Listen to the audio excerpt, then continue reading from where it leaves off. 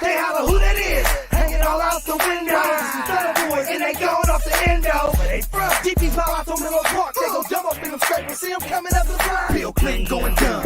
All out the scraper, stunner boys here. Mission is the major, watch your girl before I take her, cause I'm on the strip shining. We don't move like no clock, but boy, it's big time. And lead a block to my youngster, cause boy, it's big grinding. 20-inch rims, freaks on film. She eat her, why she eat him? You already know who game tougher than leather. We throw parties that go dumber than ever. Young niggas wildin' out, shaking they dreads. Boy, is you biz or is you smack? Cause you all out the window with a face of a triple stack. I'm money hungry, plus I need all mine. Rigs on the beat, you gon' see our shine. Why you think they call us a dummy foe? Cause we stunt and we stunt hanging out the dough. They holler who that is, hanging all out the window. Some stunner boys and they going off the endo. Where they from? DP's Palo Alto Menlo Park. They go jump up in them scrapers. See them coming up the block. They holler who that is, hanging all out the window. Some stunner boys and they going off the endo. Where they from? DP's Palo Alto Menlo Park. They go jump up in them scrapers. See them coming up the block. Every time I hit the block, boom drop the stuck time. Candy on them dub things, bumping for one time. I'ma do the fool like I'm mental and ignorant. Jumping at a stop sign while I ain't giving it. Throwing up the block cause you know when I'm feeling it. We ghost ride the whip like we ain't even feeling shit. High speed, call a stunner boy. Tennis shoe every whip, now who's stunting boy? At every function, sideshow, neighborhood event. You catch me dipping in the scraper with the 16-inch flip. Reppin' PA, Menlo, Northern Cali finest. If I'm scraping past a dollar, mean the police right behind us. We don't care, we going on big perp and X pills. Stunner boys, they stunting the block on big wheels. Get big skrills, cause they ain't fucking with us. We in the building and we feeling like nigga what up. They holler who that is, hanging all out the window. Some stunner boys and they going off the endo. Where they from? DP's Palo Alto Menlo Park. They go jump up in them scrapers. See them coming up the block. They holler who that is, hanging all out the window. Some stunner boys and they going off the endo. Where they from? DP's Palo Alto Menlo Park. They go jump up in them scrapers. See them coming up the block. I got a few of my young niggas all out the window. Stunting up the block, niggas know with their info. We did we smacked, our rims are stacked. Plus we smoking on that perp, we leaning back. They know we coming up the block, holding the meanest stats. When you stunt like them stunners, you get mean with raps. Candy paints on the model, we mean at that. Bumping nothing less than 15s and holding us at. And we'll teach you how to stunt.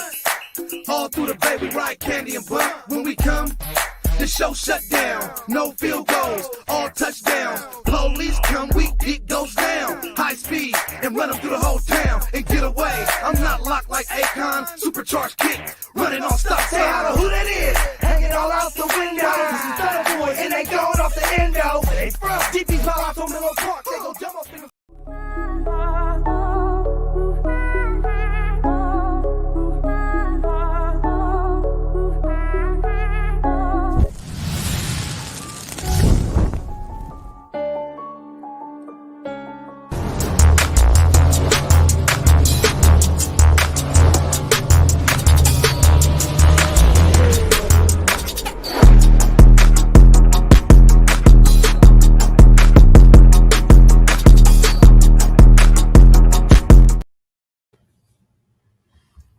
What it do, what it be?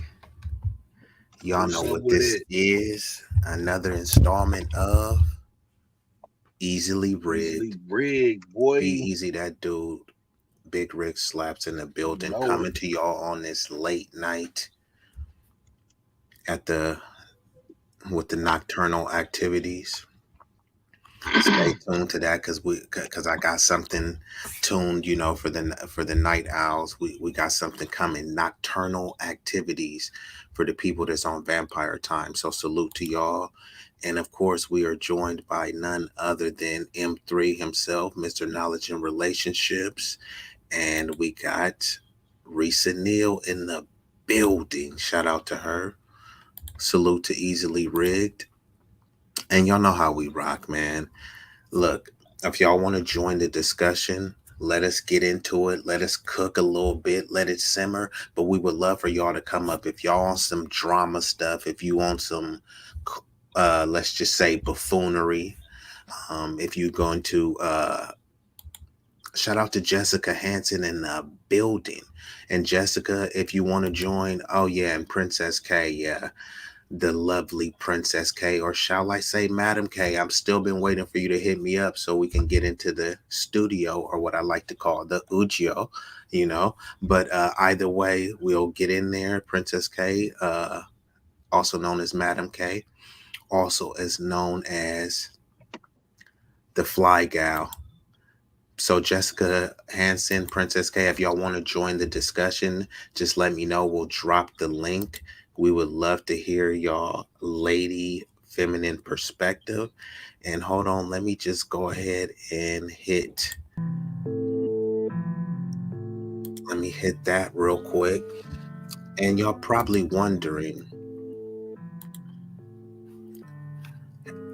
when and how do you know when it's time to let them go? And the them could be anyone. It can be a family member, it can be a friend. Um, Only you know who the they that I'm referring to. But let's see. Yes, Madam K. So I stand corrected, Madam K. But she says she'll try to stop through. Well, I mean, if you want, I'll drop the link right now, and we'll get into it. But if you are as special as Madam K, then you can come before the conversation even starts. But if you a troll or unfamiliar, I don't know, man. I trust, but we must verify. But let's get into it. Shout out to all the people that's up with us on the nocturnal activities. So I'm coming up and I'm going to coin that term. So if you hear people using it, just know where they got it from. So let's get into it. Let me pull it up, the actual title of the show. Oh, well, it does say, know when it's time to let them go. And don't trip. I got some visuals for y'all too. So, I always come prepared. And mind you, I prepared quick. I did this in the clutch because I just did another stream on my channel. I also had to call some people, arrange and organize some business meetings. So it's a lot of stuff that's popping off, a lot of things that are moving fast. So the production value is only going to go up from here. The content that you see from B-Eazy Dat Dude, Big Rig Slaps, and Knowledge of Relationships is going to already just go to another level. It's already far superior than what you're used to consuming. So just imagine something that's already elite, something that's already magnificent and marvelous, going to another level. And this is just not me tooting the horn. What I'm stating will be proven over time, tested, tried, true. So I'll just leave it at that and let the work speak for itself. But let me just go ahead and pull up this visual. And before I do that, how you feeling, Big Rig? Did you have anything that you want to open it up with, or did you want me to get right into what I'm going my presentation? I'm just good, bro. Just get right into it. Okay, cool. I kind of figured that you would say that. So I'm trying to see which one do I want to go with first. So I'm going to go with this one, a good relationship. When people think of relationship, they only seem to think of the relationship with their significant other, whether it be their boyfriend, girlfriend, spouse, wife, hubby. But there's other relationships that you must cultivate and maintain too, that are sometimes even more difficult to maintain, because you have to maintain a relationship with self. And we kind of forget that is a relationship. You think that's kind of some crazy kooky stuff to consider, that you are maintaining the relationship with yourself. But then when you start to think about all of the self-neglect that we as humans do to ourselves, then we start to realize, yeah, maybe I should kind of treat myself better. You know what I mean? I should contribute more to the relationship with myself. And basically, you should be treating yourself like someone that you care dear about and you are looking after. So you would say, look, I love this person. I want to get him the best shoes, the best clothes, him or her. But then sometimes you might shortchange yourself. And it may come to that with your mental health, your physical health. You that's why sometimes you see a homeless dude and you think he's homeless. And then sometimes they'll say some life-changing stuff, right? you're like, wow, that makes sense. And then you look at them and you see that, hey, maybe they wasn't able to apply that wisdom to their life, or at least sustain it, but at least you could take from it, you know what I mean? And you don't need to hold on to it. You can take it and move forward with it. So I think that's one thing too, knowing when to let go of things, knowing when to be able to take something and then just kind of move on from it. Like if you have a job and you say, look, I've been here for 5 years, it may be time to move on. Doesn't mean you hate the job, but you need to progress in certain lives. It can be like that in relationships too. And the same thing, like I said, with the relationship with yourself. You can say, look, man, I've been this weight all my life, but you know that you can do better. And as you cultivate a better relationship with yourself, you'll do things that you never thought you can do. And then suddenly the relationship with yourself has got better. And then subconsciously and inadvertently, the relationship with others gets better, because now you're feeling more about yourself. Sometimes men and women are popping their collar when, you know, when they're overweight, or they have acne, or have short hair, or they're short in stature. But when they get their body right, their mind and spirituality right, then they're just a joy to be around. So by you enhancing the relationship with yourself, you're making life for everyone else better. It's not just the one person. But once you neglect yourself, you tend to neglect other people too, right? Whether it might be your kids or maybe your best friend, and they haven't heard from you. And it's not that you hate them, it's just you're neglecting so much self-care from yourself. It's like, I don't even have the capacity to deal with my friend right now. And sometimes you might even be embarrassed. Let's keep it real, you know. If someone has known you for being a certain having a certain physique, and then you get fatter, you like, damn, I don't want to come around everybody and I gain weight. Or you used to be balling and driving flashy whips, and now you kind of driving a bucket. You like, I don't want to come around it. And then so you're not answering your friend's call, but it's like they think that, hey man, they did something wrong. But it's like, no, you're kind of doing something wrong to yourself, and you're just not in that position. So it's when it says no, when it's time to let them go, the them could be anything. The them could be the toxic thoughts that you have. The them could be the toxic people, the toxic habits, or let's just say unproductive habits, or insignificant habits that you have. So I laid a lot on you, and it's looking like a lot of comments. Did you have any retort, or I'll get to the comments and you can say something after that? Yeah, go ahead and get to the comments, and then I'll shoot, man. That was dope, man. You put a lot out there. Shit. Bro, that was freestyle, and thank you so much, Hell bro. yeah. I sincerely appreciate that, because I didn't even expect to come with that. You know, you just lay it out in the atmosphere. And, you know, I kind of went a bunch of different routes with it, but I kind of tied it back together. So we see how it all correlates. But she says, not another level. That's too small. It's another dimension. Y'all are doing incredible here, and I have definitely been noticing the improvements. So shout out to Madam K, who is definitely a very vigilant person. So she is seeing that the hard work is continuously paying off. And for that, you know what? Hold on, I gotta hit her with one of these. Let me give you a proper thank you. You are now tuned into another installment of Easily Rigged on the Knowledge and Relationships platform. Your viewership and support is immensely appreciated, and for that, we thank you.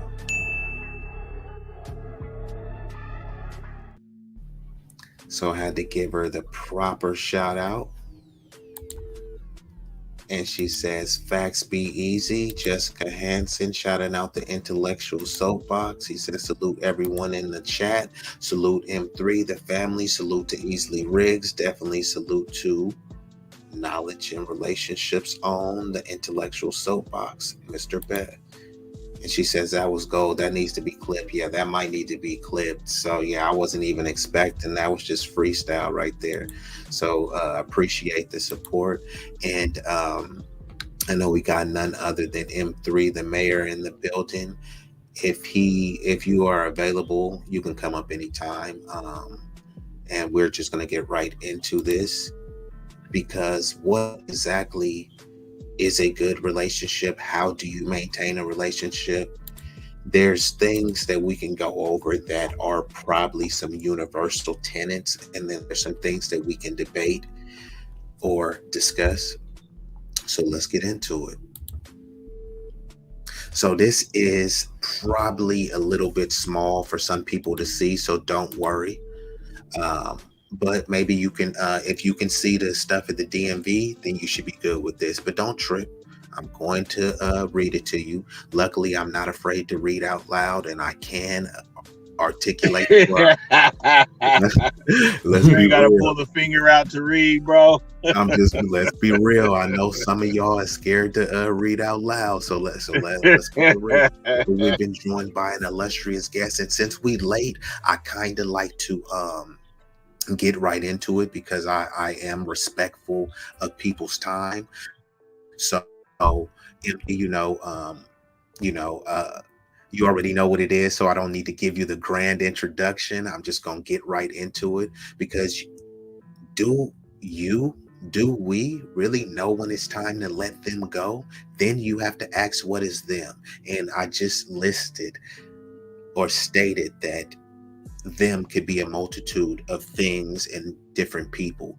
Them could be them bad habits, them toxic thoughts. Them could be Ray and Pookie and them could be your co-workers. So it's going to be a very balanced and nuanced discussion. But before we get into that discussion of knowing when it's time to let them go, we need to talk about developing a good relationship, understanding what a good relationship is, so we can know, is people meeting or exceeding these standards? Are you meeting these standards? And from there, we can determine what we have to let go and what somebody else needs to let go.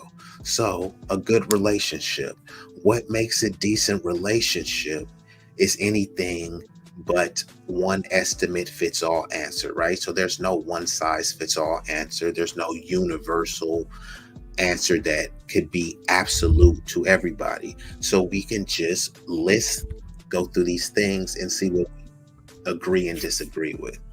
So these are some components, and let's investigate and explore. So one, remembering the beginning times. That's pretty loaded right now. See, I know y'all, I don't even know if we're gonna be able to get to all of these, because that's a great way to It's start. always great in the beginning, man. You know what I'm saying? That's crazy how it start off like that. That's why that's exactly what. And Big Rig, I'm gonna have M3 kick this one off, because look how it starts. Remember the beginning time. Now M3, when it comes to, and like I said, you don't have to get too personal. Of course, you can get as personal as you like, or you can just generalize your answer. But the term honeymoon phase is alluding to this. Remember the beginning time. So there's a honeymoon phase where some people say, hey, look, there's a period of time where it's just so dreamy, so fantastical.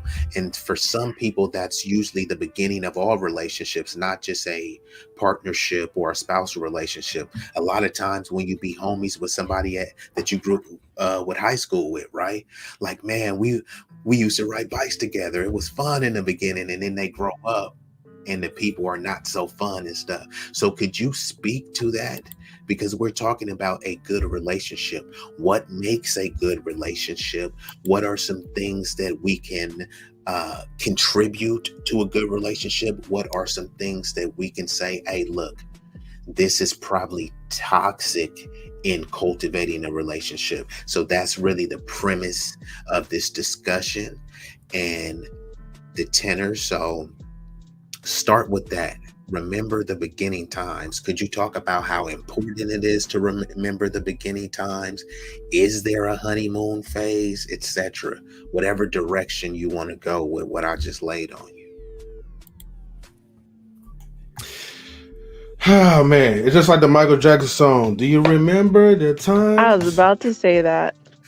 I had to beat you to it, Princess K? When we first met. Oh. Hey, I was like, I love you, M3, but I wanted Madam K because I knew she had that voice to sing it. M3 was Do going. you remember the time when we fell in love? Do you remember the time? Hey, There we go. I like that. M3, could you top that? Your turn, M3. Look. I'm not trying to talk like it's not American's No, Idol. we Okay? go ahead and skip that. I'm gonna give the Skip crown that, to man. Princess K, right? You know. Come But- on, Brody. This is rock out, Hey. M3. Other than that, I'll pass to the Riggs, man. You know, remember that birthday song that you done? I gotta have that Gary. Hold on. If it's up, then it's stuck, man. Damn. But yeah, man. So like, yeah, honestly, bro, like, you know, there's a honeymoon phase with every relationship. You know, it's what we call the nuance. Not nuance, the novelty. I mean, there's a novelty in every relationship that we encounter because everything is like fresh to us.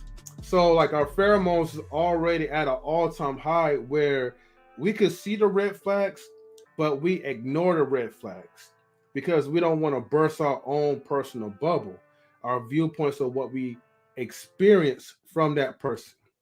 And that's why it's easy for anybody to kind of give a good first impression because first impressions is everything.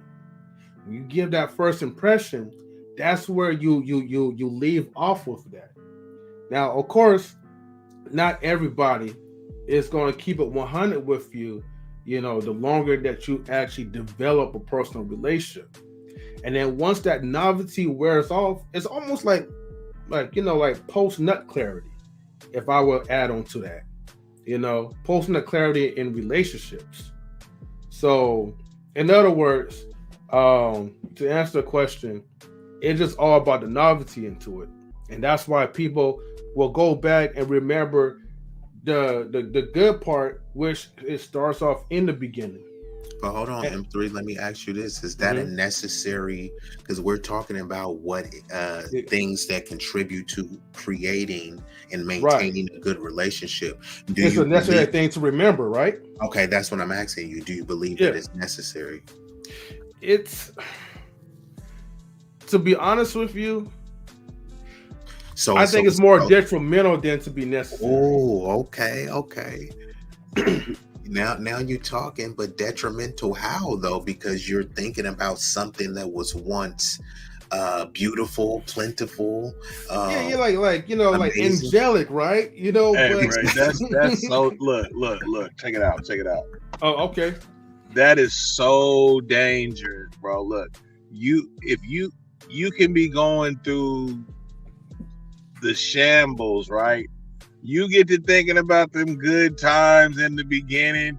It may have you wonder, you know, maybe we can work this out or something. Maybe we can go to that place we went to and you know, it may bring a vibe back. You know what I'm saying? Like, that's real dangerous, bro. That's where it ends off with a broken heart, man. And then next thing you know, man, you start popping red pills. Brother. That red pill rage, right? So what? That's where that came from. Big Rig, we just figured it out. Bro, actually, a lot of those cats admitted, and I'm about to come to Princess K, but I want to have Big Rigs because what you were saying. I'm gonna go to Big Rig real quick with the next one, but what you described is like when people start drunk texting. Sounds like you were speaking from experience. Has that been you before, Big Rig? I mean, nah, brother. I'm saying, Big Rig, you always keep it 100. Don't cap now. Hey, I'm keeping it 100, brother. You know, sometimes it happens on the other end, and you see it. You feel me? Okay. But it's just, you know, that's. Yeah, the That drunk text is wild, bro. that's wild, bro. I would never do that because then you gotta wake up the next morning and think like, unless you really meant what you said, you look so stupid and so thirsty. Especially when someone has already had a bad relationship, saying "F you," I don't want nothing to do with you, and then now you saying, "Baby, come over, let me rock your boots," and how good the pootie tank is. Now you starting to look quite. Hey, that sounds like some experience, B-Eazy, bro. You you telling on yourself, brother. Oh snap! Hold on. Now I'm doing a hold on. You know what I'm saying? Wow, M3. I threw a little shot. Woo! Big Red coming in with two shots at me. I got you. Got you. He going blow for blow, man. Like, That's what I'm like. Oh, wow. Okay. I'm like, well, you know, I don't know. Maybe Salute OG Patrice. Salute. Shoot, with this OG conversation Patrice, going on, the link should be there, so she can come up and Jessica says they are never usually ignoring the red flags. They are never usually hidden that well. Sometimes never angelic and plentiful, but imagination for desperate crumb. Wow, Jessica Hansen really broke down what I said, and I know what she's saying though in terms of the red flags. And I always say that many people do see the red flags. It's just the red flags look like Six Flags to them. You do a Six Flags, you want to take a ride, you want to explore, right? You want to get the cotton candy and the little ice cream ball. They look like happy flags, bro. Right. Six Flags, the red flags is like Six Flags. So in Six Flags is your comfort zone. You want to enjoy that, but you saw the red flags, but it's just almost like when some people are Jessica Hansen says not for the Six Flags. It's almost like when some people eating those impossible burgers, but they saying, yeah, this just like a burger. It's like, look, it is what it is, but stop saying that it's just like a burger, you know. And that's what they doing with the red flags. It's just like Six Flags. It's all fun. Everything is good. No, it's a red flag, and you know that it's going to be detrimental to your emotional health. But you don't care, right? And you can just use that logic with anything. But let me just pull up the next one real quick, because we are already cooking. Like I said, we already on one, and we talking about know when it's time to let them go. But in order to know, we got to know what is even a good relationship. Are we contributing to a good relationship? Because we need to know, did we let ourselves go? And what is the them? So know when it's time to let them go. So that's how the topic is very nebulous, because the them could be anything. What is your them? Who is your them? That them can be you, brother. You know what I'm saying? So that them can be you, brother. Exactly. And peep this. And this is the perfect segue. Number 2 says, tell them what you need. And like you said, Big Rig, the them could be you. So what do you need?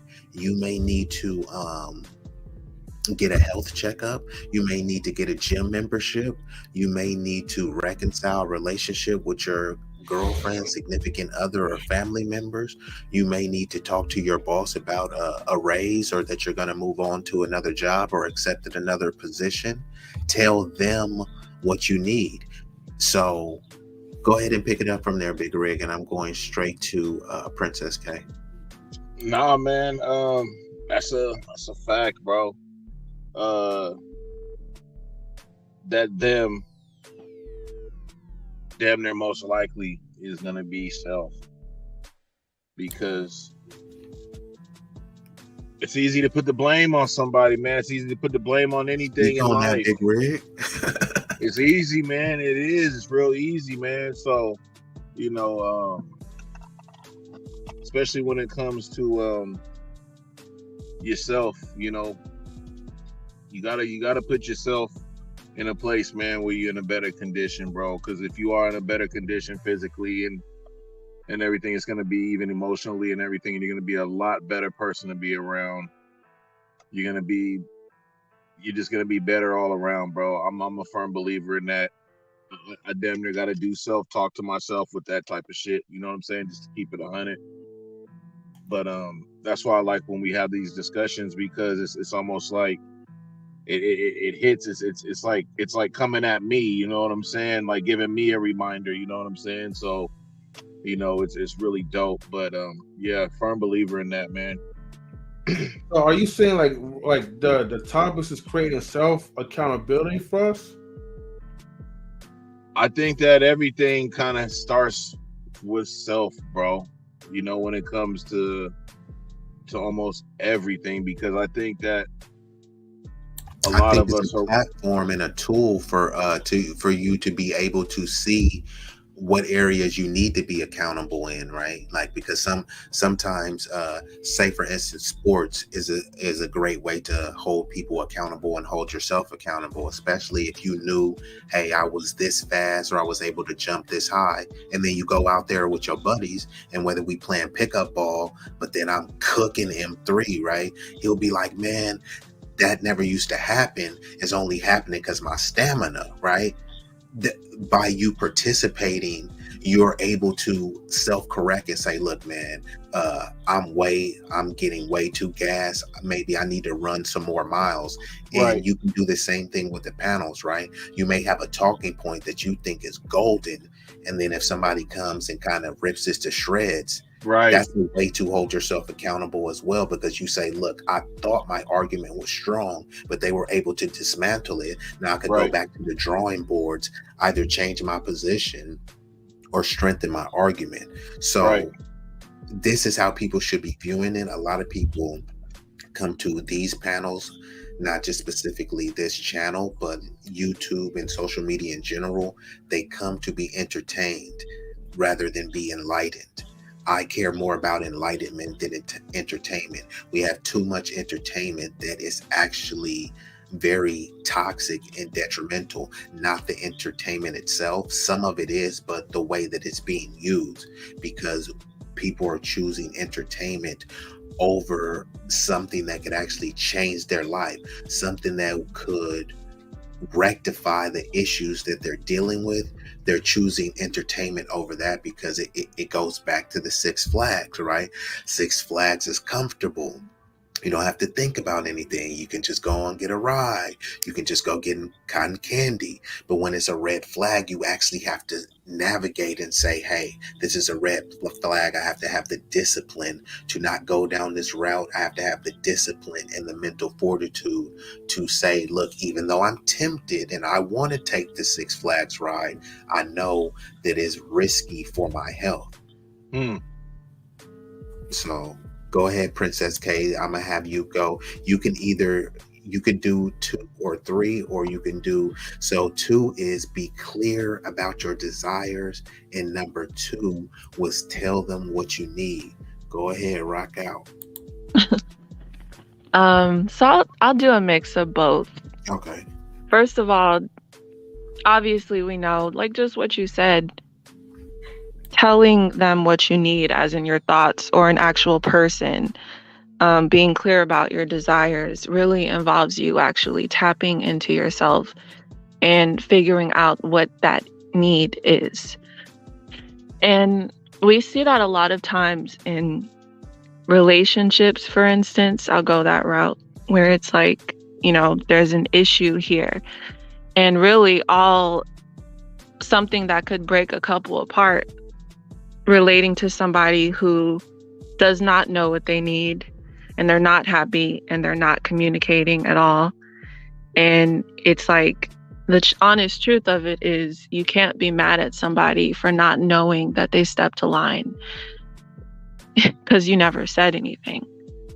And that's what we all need to work on better, because oftentimes we do have a sense of impatience. Like, you offended me, I'm hurt by what you did or whatnot. But it's just like, then you think to yourself, I actually had to have this conversation with myself. First of all, you're not crazy if you talk to yourself. It's only different if you actually hear something. Right. I'm like, you're not crazy if you talk to yourself. If you hear something back then that's when I think you need some help. But I was in reference with a friend that I have. They did something that irritated me. I was pissed, and I was just like, I have this thing where if I'm upset with someone, I'm going to take a moment to, think about it before I actually say something, because I'm always careful about, even in my anger, careful about hurting somebody else. So I went back and I was like, they did this, and that pissed me off. And then I was thinking about it, I was like, wait, consider the perspective that they might not have known that was something that you don't like. I was like, now that I think about it, I never actually told them this is something I don't like. And Correct. it's like, oh, wait, man, okay, this is my bad. You did something that was wrong, but it's my bad because I didn't let you know. How would you know that that's something I don't like? Another conversation as well. A friend who's married was upset. This is way back, but she was upset around Christmas time because she prepared gifts, well thought out gifts for her husband, for their kids, for the entire family, right? And she's just like, I didn't get any gifts. She was so upset. She was like, it's not about gifts for that, but it's just me feeling like I'm not appreciated. So I'm listening to her talk, and we have another friend who's also married. She said she had the same issue. So I was just like, I'm listening to you guys talk about this situation, but what I am not hearing is that you actually told your husbands that you want a gift. Because I was like, I have male friends, and I've had conversations where we've talked about this, and they literally had no idea. They had no idea that it might be an issue that they didn't give their wife a present. It is not because anyone is intentionally trying to do something bad, but they just didn't know.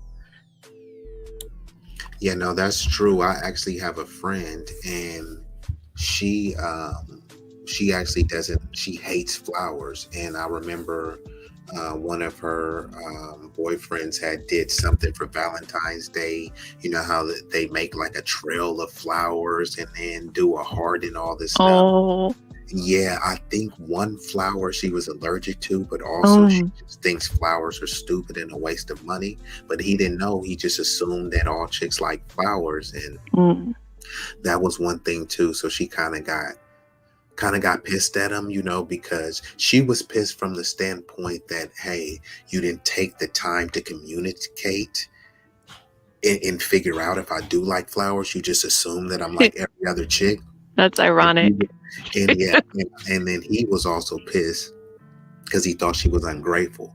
So they literally were pissed at each other, right? Like, you don't listen to me. You're not taking the effort to get to know me and what my desires are. Let me pull this up again.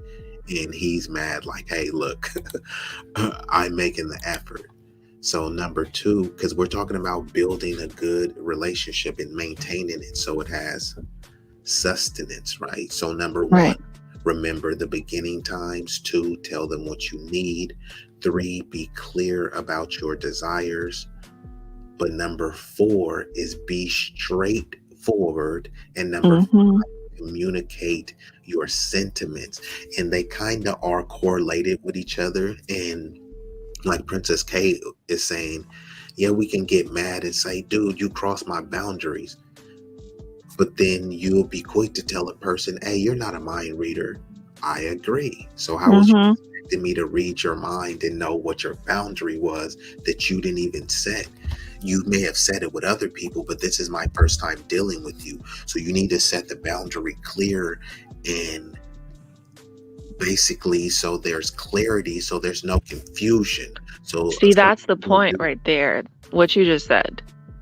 You're dealing with a different person every single time, in the form of relationships outside of self. You are dealing with a different person. So that obviously means that you need to change the way that you do things when it comes to interacting with this person, because no one person is the same. Correct. And I also want to touch on a little bit of what you said about self-talk. Everyone does it.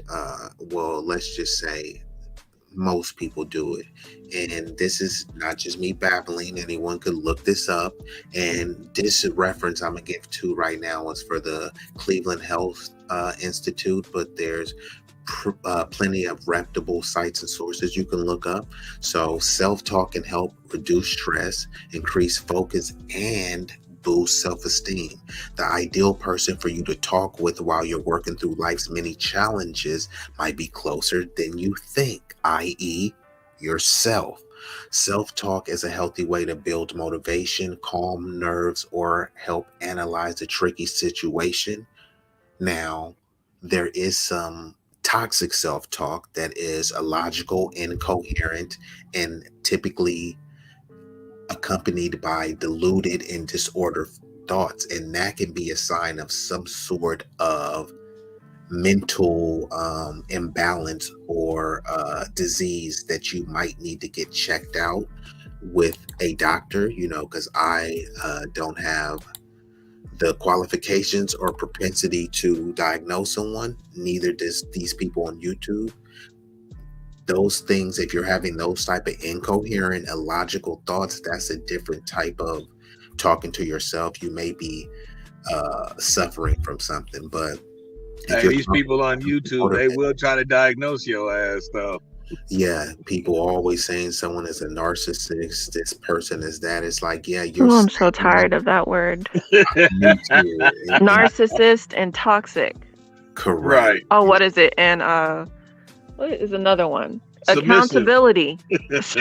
Oh, And no dude, one uses it. They played accountability. And no one uses it. I was on a channel today talking about accountability, and then they're trying to have accountability for one person. I was like, cool, I accept that, but what about for this other person? Then they start Right. screaming. So even the accountability is selective. So I'm sick of hearing those words, and I actually even used the word toxic tonight. I thought it was appropriate use, but I do want to minimize my use of it as well. You know what? I started to do this crazy thing when people use these words, I just start to do what I do with children. Spell it. Spell it. Give me the definition. Spell it. You got it. A few people get flustered because you don't know what you're talking about. Well, even with the definition, because most people don't have the definition, so I usually pull it up on the spot and then I read it from them, and they'll say, well, that's not the definition. I was talking to someone today where I was on a panel, and then they were babbling away saying, oh, all of these schools are doing, they were just spouting out some illogical rhetoric, and I was like, cool, do you have any statistics or empirical data to back that up? And they said data don't matter. And then as the conversation progressed, they were asking me like, hey, do you have any data? Where's the data? And I actually data. And then they're saying, oh, well, it don't matter. So why are you even asking me? Oh man. I got sources. I got credible sources at that. Always have my sources. So I only speak on things that I know for certainty. The things that I don't know, I ask questions and investigate so I can get to the answer. If I don't know 2 + 2 is 4, I'm staying out of the discussion until I'm able to do exactly the math, to come to that correct sum. Then I'll say confidently with my chest 2 + 2 is 4. If I don't know that, I stay out of the discussion and I'm willing to learn. If I come to a panel, every panel I come to, I teach somebody, and every panel I come through, I learn something. Why? Because I'm trying to learn. I'm literally aggressively, purposely trying to learn. Some people like, man, I know everything already. No one knows everything and everyone knows nothing. So let's just continue like this, and I'm gonna go to M3. So we've already got down to number 6. So number 6 is get to know your accomplice back to front. What do you say about that? mean, it's simple. Like, pretty much get to know like the people that's around you. You know, so you don't want to just come at it blindly and just like I don't know how to say this. Have like a open friendship without proper context of who the people that's going to be like influencing you, or who's the people that you are going to have the opportunity to influence. Oh, excuse me. So that's all I can really think of. Okay, yeah, and thank you for this comment, because Big brain. shout out to Ruthless Truth. What the hell are you talking about, bro? Like you kind of off topic, and it's like you're kind of going on to some manosphere babble or dweebosphere babble. But shout out to Ruthless, bro. But as always, for that M3. But hold on, M3. I don't know if you off the hook with that answer. I might have to dig in a little bit more, because it says it doesn't just say get to know your accomplice. It says get to know your accomplice back to front.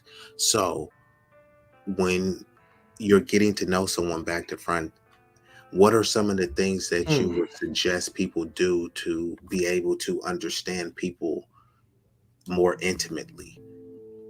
Because knowing someone from the back is one point, knowing them from the front, you know what I mean? So some people do know people in terms of, let's just say this, right?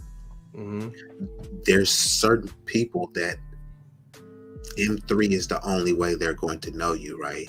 And then there's some people that a relationship is going to progress and your business is going to flourish, and the way they address you is not M3, right? They may call you by your government name or a private nickname.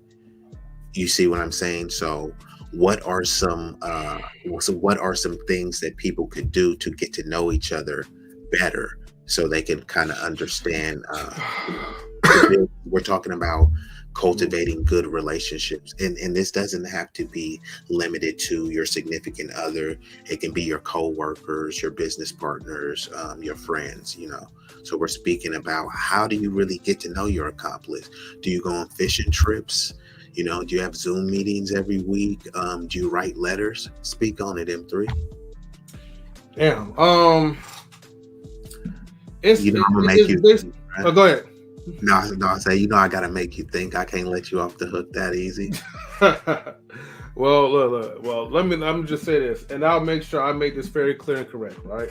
So, as time passes through, you're going to be set up in opportunities, right, where you could either open and extend a friendship, or you keep it strictly within your lane, within business.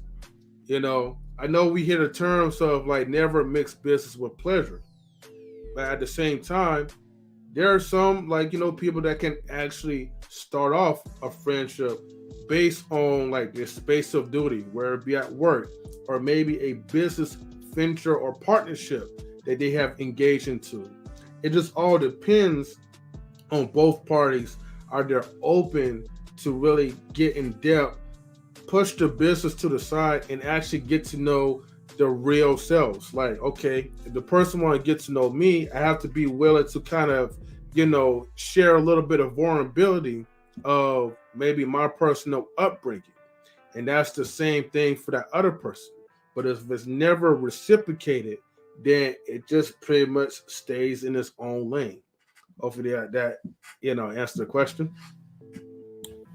Yeah, no, I think that was a good answer. I could be a little bit petty and dig in a little bit more, M3, but I thought that was a sufficient answer. So thank you.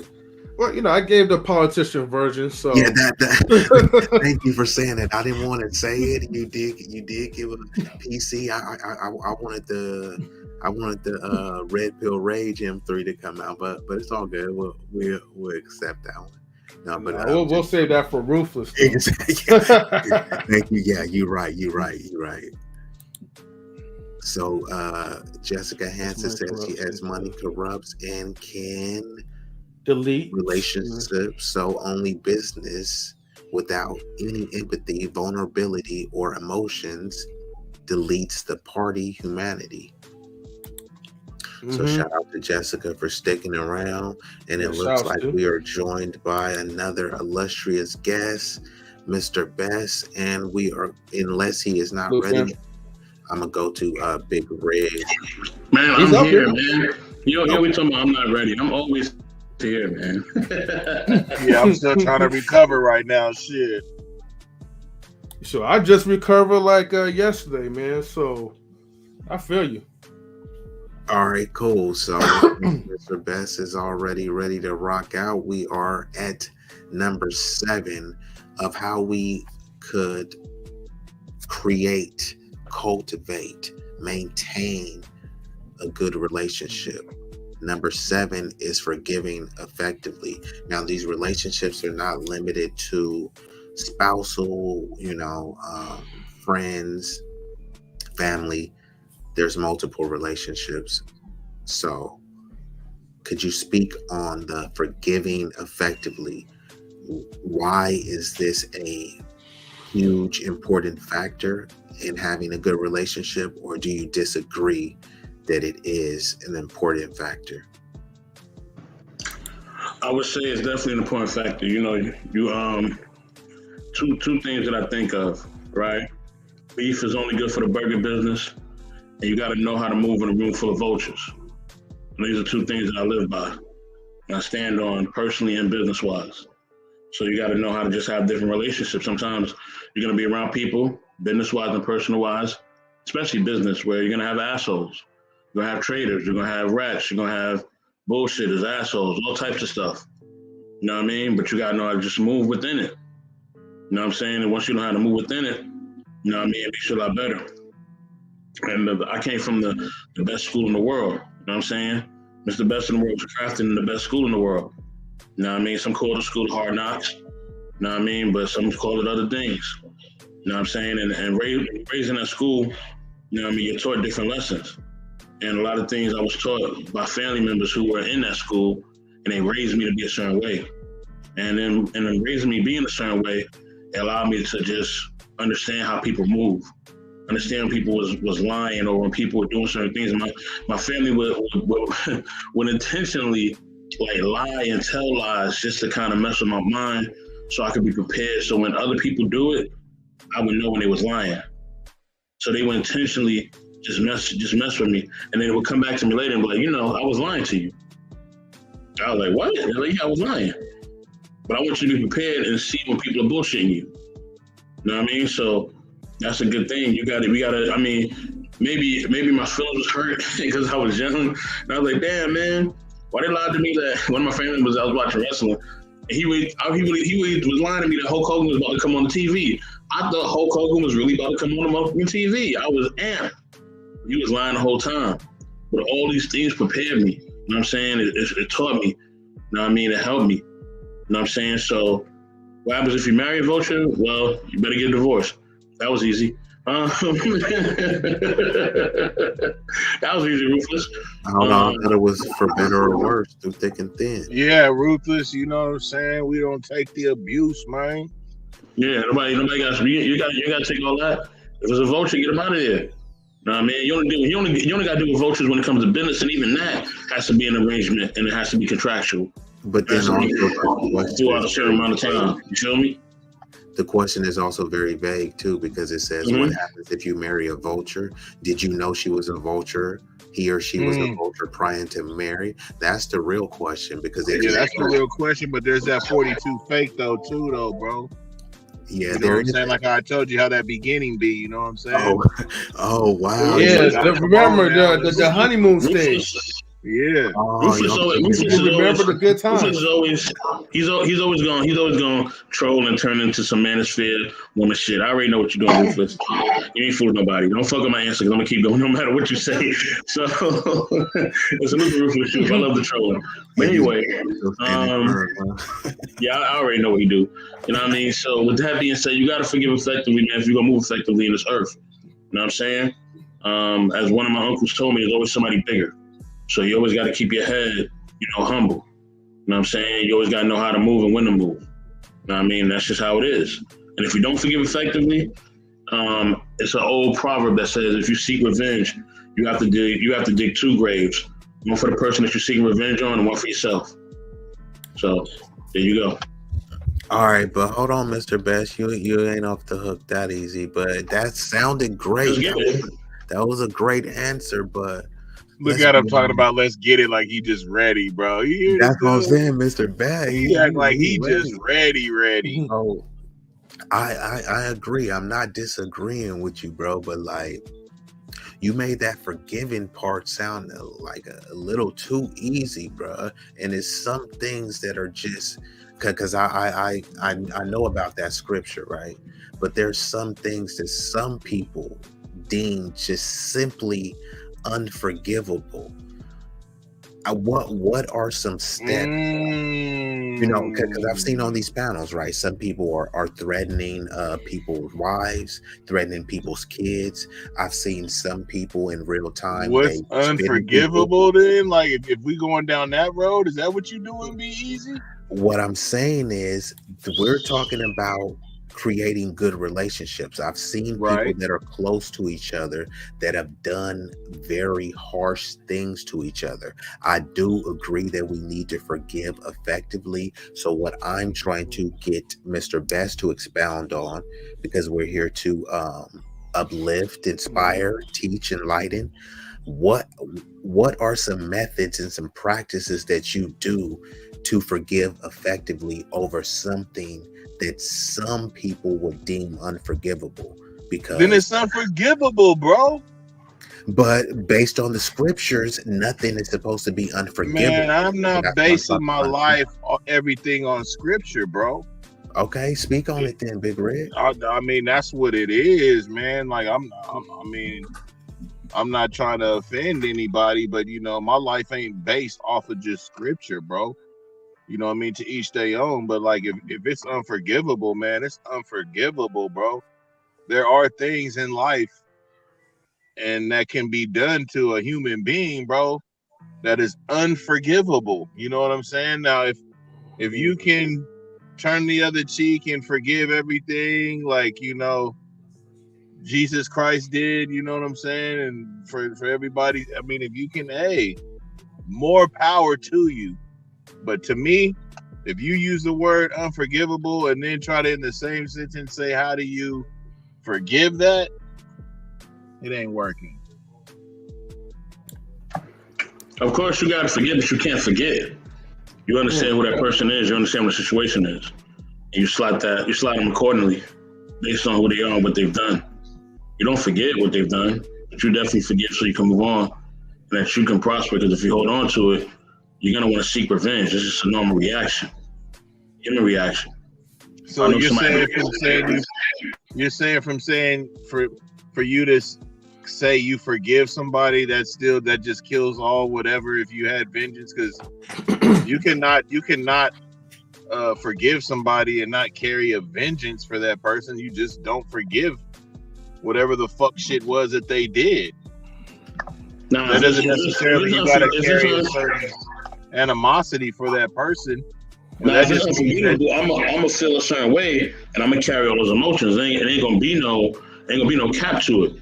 If I'm unforgivable, if I'm not forgiving you, I'm unconsolable. I'm a loose cannon at that point. You know what I mean? There is no line. The line has already been crossed. You're talking about unforgiveness, right? So that means I'm going all the way. Till death do us part, both of us. So one of us ain't gonna be here. Straight up. So it's either gonna be that person. That's why when he just said that, like what you just said in the same sentence, you said the line was crossed, but then now you're talking about forgiving that line being crossed and then just moving on. Yeah, because you don't forget what they've done. You just forgive it. What did she say? Like to forgive, but don't forget. She said she liked what you said. That forgive but don't forget. She says Intellectual SoapBox, bitterness is hard to overcome internally. Mm-hmm. Of course, yeah, it's a process. It's not something that's easy, but it's definitely not easy. You know what I mean? But you don't forget what has happened. Don't forget the circumstance. You're gonna feel pain. You're gonna feel a lot of things. Like a lot of things family members have done to me. I still feel pain about, but I forgive them. But I don't forget who they are. understand who they are, understand how they move. So I'm not surprised. You know what I mean? So that's just what it is. You know what I mean? And everybody can have their own process, their own way. But from what I've seen, anytime a person has held on to something and it's toxic or it's something negative, it only destroys them and everything else around them. It doesn't build anything. You know what I mean? I like that quote that Ruthless Truth said, "A house built on sand will fall," which is true. You know what I mean? That's one of the most logical things you said, Ruthless Truth. God damn. One of them is the most logical. God damn. But I definitely want to hear Princess K and M3 on this one before we move on, because Princess K is very sensible, but also, you know, she can be a bit ruthless as well. So, Princess K, are you saying that Princess K is the real original Ruthless Truth? Because, you know, we can never forget about the, you know, the purse incident, right? Yeah. But we could forgive and let it go. She's Madam K, but she could turn into Monster K at any. Oh man, at any moment. K assassins. Exactly, Assassin K. Go ahead, Princess K. Could you speak a little bit more on the forgiveness? Because you heard what we said, and you know, forgiving effectively. I think that's something that people should be aspiring to do, but there are some things that people could do because they are so closely linked and bonded to you that some could deem it unforgivable, and it could put a hindrance to maintaining a relationship if you're unwilling to forgive effectively because you hold on to it internally. So kind of what is your position on the forgiveness aspect based on what you heard with the commentary and your own beliefs? Forgiveness regarding myself is something that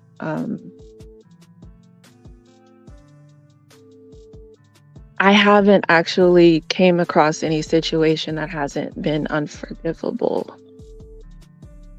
And that's, you know, I had two particular situations.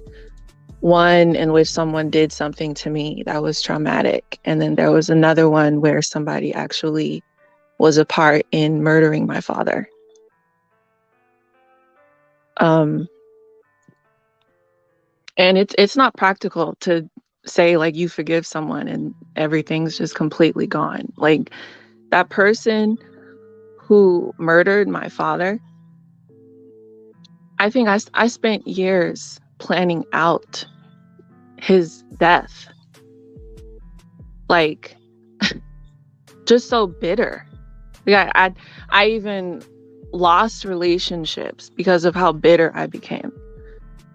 You know, and I was, when you say ruthless, I was really about like I was planning not only for him, but also for his loved ones, just to make him feel the same way I did. And I had to take a moment and realize, you know, in the destruction that I was causing, you know, for him, I'm also causing destruction for myself. And then that mindset that I was always in, it felt like I was in a cave because I was always angry.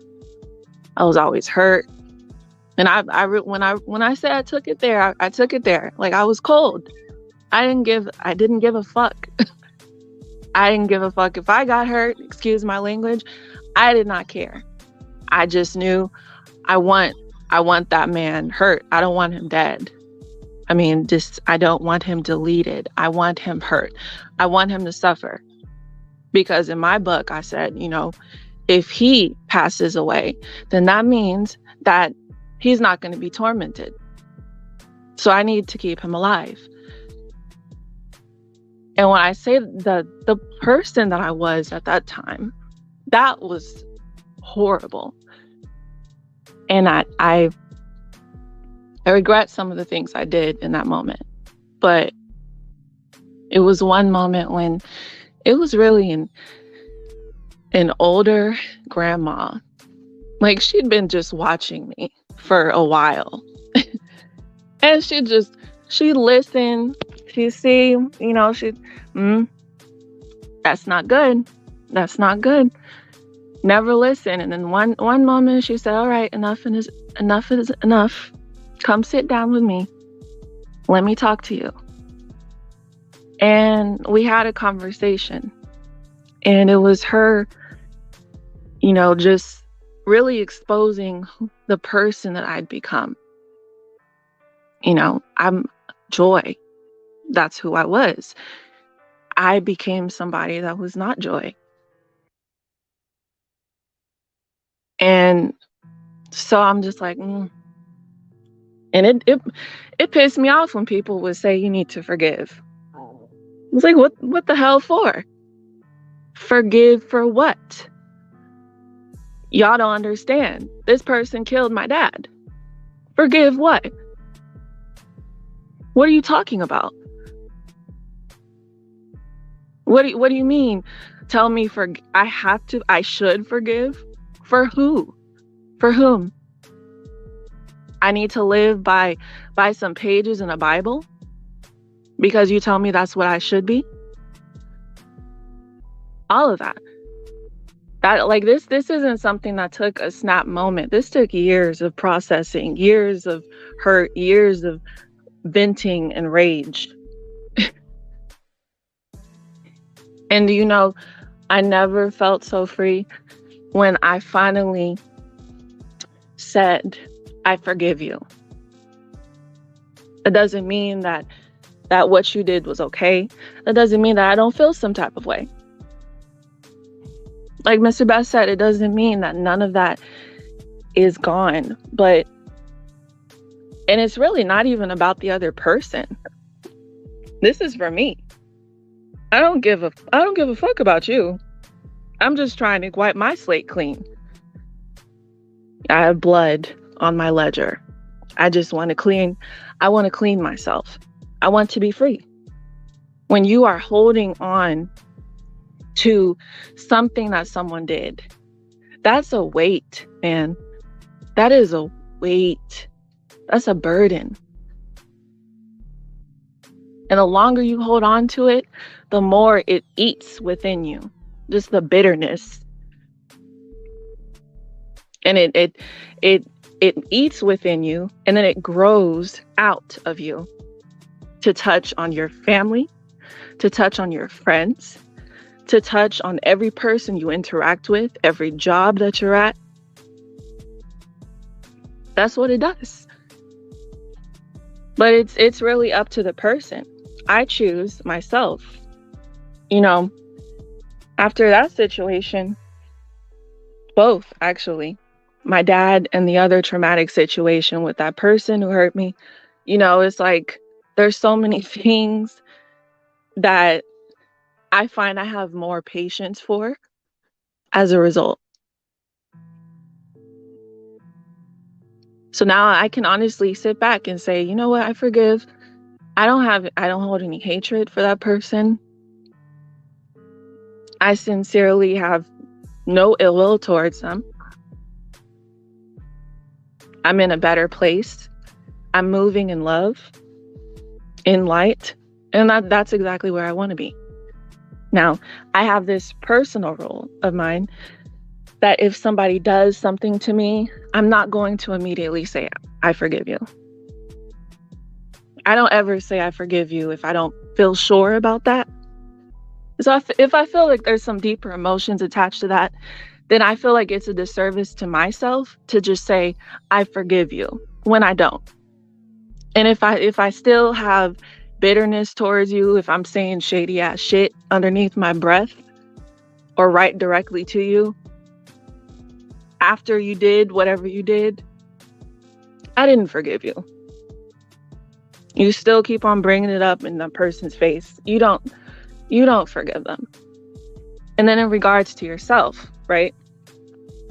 We also have to learn to forgive ourselves, because I also have this thing where when I do something wrong, I beat myself up for it more than the actual person. I beat myself up and I hold on to it, and that's not healthy. Just constantly thinking about your failures and what you did that was wrong. Like I've really had to go through a lot of healing and self-awareness to actually get through that, because I could do something wrong and I'll just hold it against myself for so long. It take me months in the past just feeling guilty for something I did. The person, I could have done something to someone and they forgave me. They're cool. And I'm over here just in the dumps. Forgiving other people is just as important as forgiving yourself. I think too many of us don't even realize that. But that's all I got to say for that. You know, everybody else has their own idea about what forgiveness is and how they're going to go about it. Whether some things are unforgivable or not, that's up to them. But I say it's honestly just better for you as a whole. And before I go to M3, I definitely want to say thank you, Princess K, because I didn't know about that. And I actually literally had like the similar circumstances. I don't want to dig too deep, but yeah, my pops was actually deleted too, and the dude who actually did it was my little sister's baby's father.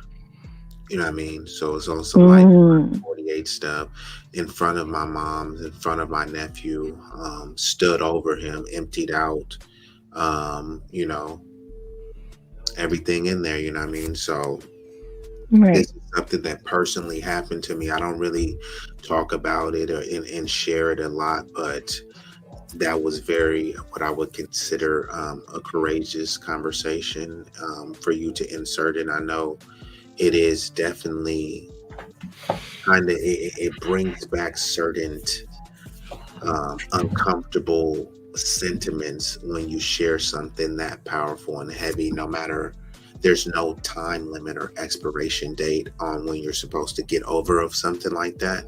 And due to you having love and affinity for your dad or just whatever family members you lost, you know, you'll never really truly get over it. You just learn how to not have it become a hindrance to your life. So yeah, if you ever need to, like, you know, just talk on some personal stuff, you can definitely hit me up, and I'm definitely gonna hit you up this week about some music stuff. But I know when it comes to that thing too, I really want to touch on the point when that happened to me. I have people like literally, so I'm not gonna say too much, but I have family members, you know, that are in and out of jail, and they were saying, "Hey, look, man, when this dude comes through, you know, we're gonna handle the business." You know what I mean? And I'm just like, "Look, bro, you know, I can't really have certain stuff attached to me," and you know, some people were telling me, "Oh, just pray on it." Oh, they were saying thoughts and prayers and stuff, and I'm saying my pops is over here laid, riddled with bullets, and then you come in to tell me for thoughts and prayers and just pray on it. So that stuff could be infuriating when you're seeing a love person like brutally, you know, deleted in a very heinous fashion, and somebody is trying to Bible thumb with you. It could actually turn you away. And I'm not saying that people should turn away. Some people it pushes them towards it, but some people are asking, hey, if y'all saying this is God's plan, are you essentially telling me that it was God's plan for my dad to be taken out this way? And you expect someone to just sit comfortably with that and then say, okay, cool, I'm gonna hold hands and read this book with you. It just doesn't work like that. So at least not for me. So I do respect people that are able to, and maybe at some point it does work like that, but in the immediate, in the immediate aftermath of it, there's no set time limit. You get over that in a year, 2 years, 5 years. Right. And it only takes a couple seconds for you to, like, let's say you beat somebody up, right? You're dealing with traumatic stress. How long would it take to beat somebody up? 30 seconds, 1 minute. Right. So you're dealing with something for years on years, and 1 minute will lead your life astray, whether you get someone physically harms you, or you physically harm someone and have to go to jail, and you think that, hey man, this dude is just violent. Nah, he or she was dealing with that stuff that they didn't unpack. And then this is where they say, well, Princess K, you're just being a victim, you need to get over it. And then when I tell people what happened, they be like, dude, how are you surviving, bro? I wouldn't even be able to deal with that. Exactly. So when you try to call people and say, man, these people are victims and these dudes are just like that. Yeah, there's some people that maybe are, love to wallow in victimhood, but some people are actual victims. And if you on some victim shaming stuff, that's, to me, that's kind of some, forgive my French, but that's just like some weird hoe shit that I just can't rock or condone from any male or female, because some people are truly victims and truly traumatized, and they're trying to deal. It's just almost if you see somebody 300 pounds in the gym and then you laughing at them. All right, this person is already fat and they trying to work on it. Yeah, maybe they have took too long or let themselves go, but they're trying to correct what you're ridiculing them about. And then you're still trying to ridicule them. So you're saying, oh, this person is crazy. And they say, you know what? I am crazy. Let me go get some help. Ha ha, you're in therapy. Huh? And I'm supposed to respect you? That's some clown shit, bro. Go ahead, Princess K, before I go to M3. I'm just like on the subject of the people saying, just pray it away.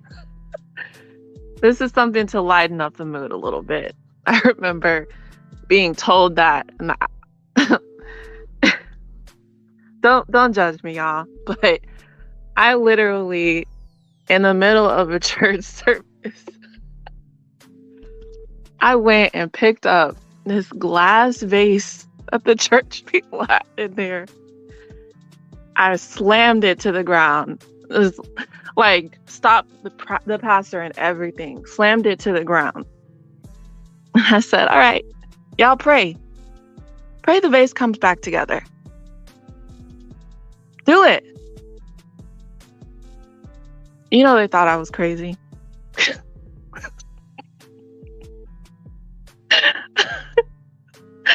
I said, take your words and put it into action. Please do. Put the vase together. Pray. Go ahead. I want to see you do it. And guess what? Nobody had anything to say. Damn, that should have been recorded like in the future parables. You know what I mean? God should definitely make a new Bible based off of that. That's a good analogy. How to put it. Oh man. It was just a way, because I literally felt like I was crazy in those times. Nah, you wasn't crazy. You just were mismanaging your thoughts and your energy. Everyone has some crazy in them, but you're not supposed to allow the crazy to be driving, right? The crazy is supposed to be a part of you, but it's not supposed to be the driver. Exactly. Crazy in you is just a tool and a resource and a bit of energy. It's a nuclear energy that you're only supposed to tap into at a specific time, right? Because people will be like, oh, this country has nukes, but then you look at what a nuclear energy is able to power, right? It could power your whole house or a whole block. That's still the same nuclear energy, but being applied to a different one. Or it can be used to annihilate a country. It's the same energy, but applied and used differently. So you still have the crazy in you, but let's say you use your craziness to jump in and save a kid from drowning in the ocean. That some people be like, girl, you was crazy. I would have done that. But there's still the same crazy energy, but it's being used in a different, more useful, productive way. So I love that. thank you. And you know, all of this stuff is freestyle and ain't rehearsed at all. But I also want to do this. R.I.P. to my pops, to Mm-hmm. Lady QB, and to also Princess K, Madams K, Dad, and to anyone on this panel, Big Rig, Pops, and anyone else. I lost my pops because he was, you know, deleted by someone else. But regardless, if you lost a loved one, whether it was natural causes, whether it was, you know, at the act of some other violent occurrence, regardless, I know that that loss is very painful to accept, very painful to endure. So that's just the moment right there for us to, you know, make sure that our people is resting in peace and to know that we are still here for them. And I'm going to go ahead and pull that down in M3. I'm coming right to you, but Madam K was so much on her stuff, and I loved how you brought it back to the church, and you brought up that glass.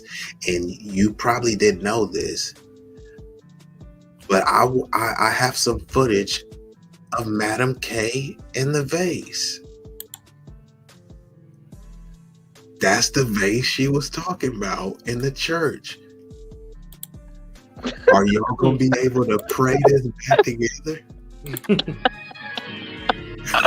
Oh, he got the organ. Oh. Shout out to my bad. I said Madam K. What I meant to say was Minister K. Oh no. Oh man. Nah. Nah. Go ahead, M3, rock out, bro. Ah, damn. Well, let me just hold on. Let me set it up for you because it's been heavy. A lot has been laid on to you. So the 7 is forgive effectively, and number 8 is accept their defects. Now you can kind of tap in on the forgiveness if you want, or you can go straight to the number 8, accept their defects, after you finish with what you're about to lead off with. Go ahead, M3. Damn, I feel like that kind of correlates. Their defect. Well, all of this correlates. So break it down. Break down the science for us, M3. All right, shit. Okay, so here's the thing. It's one. Let me just address this real quick. To be able to really forgive someone who, you know, deletes like a close family member, because you know I've been in that situation as well too, you know, with numerous of family members from different people who they was supposed to be close to. So it's easy to I don't want to lose the train of thought I was having, but basically, to be able to have that type of heart to forgive over time and to be able to express it, that is really a resemblance of, you know, emotional intelligence. So I definitely want to put that out there, because not a lot of people could really, you know, handle having those tough type of conversations, you know. So I'll tell like a story. I'll try to make it quick. I have a hard time, okay, forgiving individuals. And, you know, I don't think I ever will, to be honest with you. That's just me. So maybe I don't have the emotional capacity to really extend a forgiving heart to certain people, especially if you did previous harms to my family members. Like that, to me, like it's always going to be unforgivable. I'm just going to be realistic about it. Some moments, or some people, maybe I could forgive. You know, depends on the situation and how like it ended, how it was dealt with. But anyways, let me get to the story real quick, because that's what it leads off to. So, because of my past traumas of dealing with people, losing a close family member, you know, at that time, probably was like what, 6, 5, I can't remember how many years ago, somewhere in 2014. And then it trickled through relationships like in 2019. I'm going to 2020, I needed help. And it's funny because, like, you know, when Princess K started talking about the church, you do have people that will tell you, oh, well, read your Bible, pray on that shit, you know. But the heart wasn't really there. And so I'm more transparent, like, when I need to be. And I just say, hey, look, man, you know, I need help, but I actually need somebody to actually have the empathy, or someone that can actually relate to me. And unfortunately, these were people that didn't really care about my well-being. They just wanted me to follow suit and fall in line with church politics, which eventually I was just like, you know what? You know, fuck church or whatever. Fuck whatever, the gods that made you or whatever. I was just completely done, you know. And, you know, it really took me a while to really let go of the hatred that I had for, like, you know, people in period, like in general. I would say, like, it took me a good 3 years, at least to deal with certain things in my heart. Now, I'm not fully healed as far as, like, you know, letting go of the things that, you know, I felt hurt by or felt bothered by. And like I said, I might never let that shit go, you know, with certain individuals.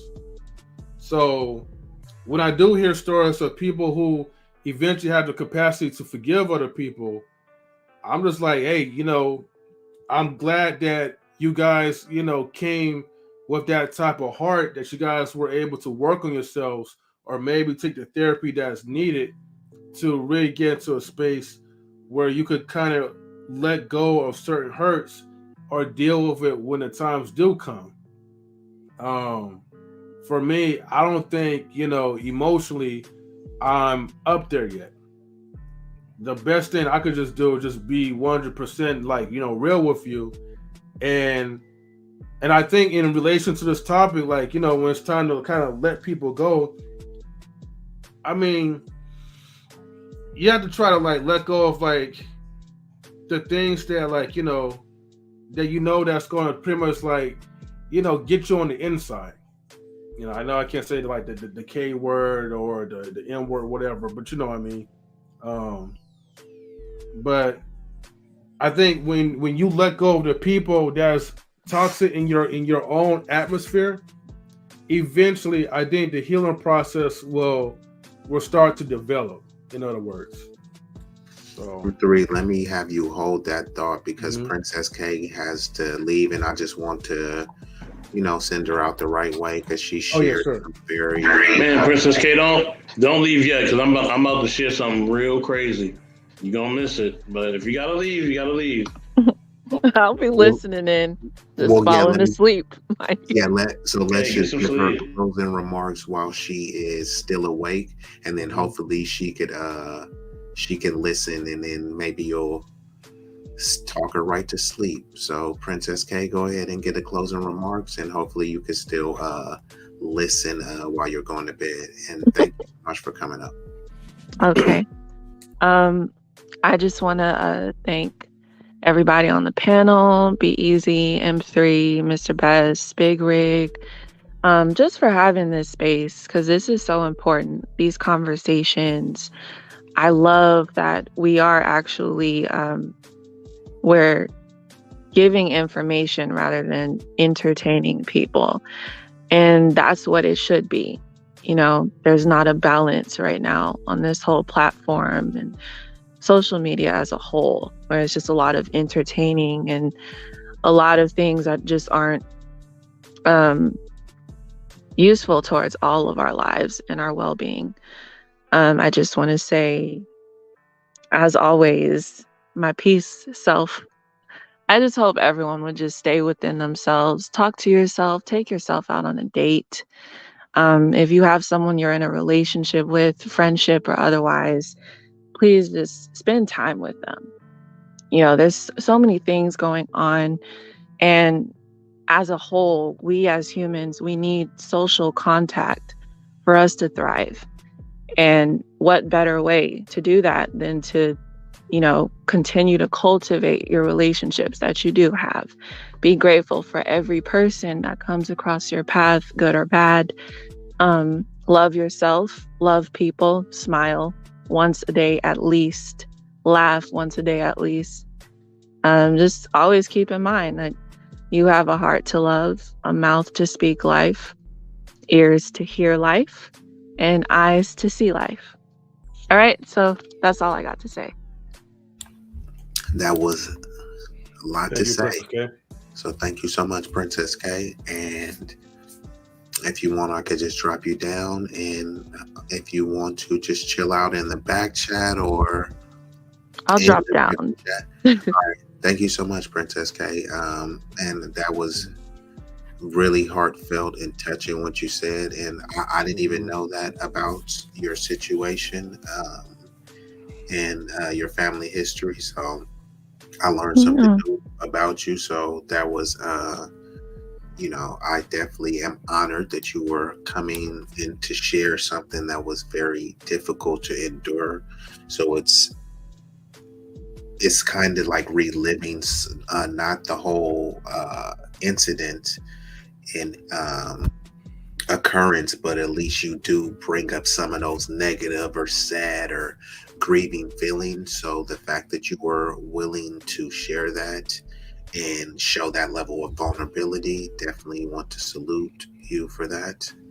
And you had a lot of insightful things to say, so just want to give you your proper reverence. Thank you. Right, I'm always willing to, well, now I'm at a place where I'm always willing to share in hopes that somebody can listen. And if it's something that you can learn from, you know, that's what I'm really all about. So much information to share with people just to better each other's lives. So I'm honored. Thank you. So are we.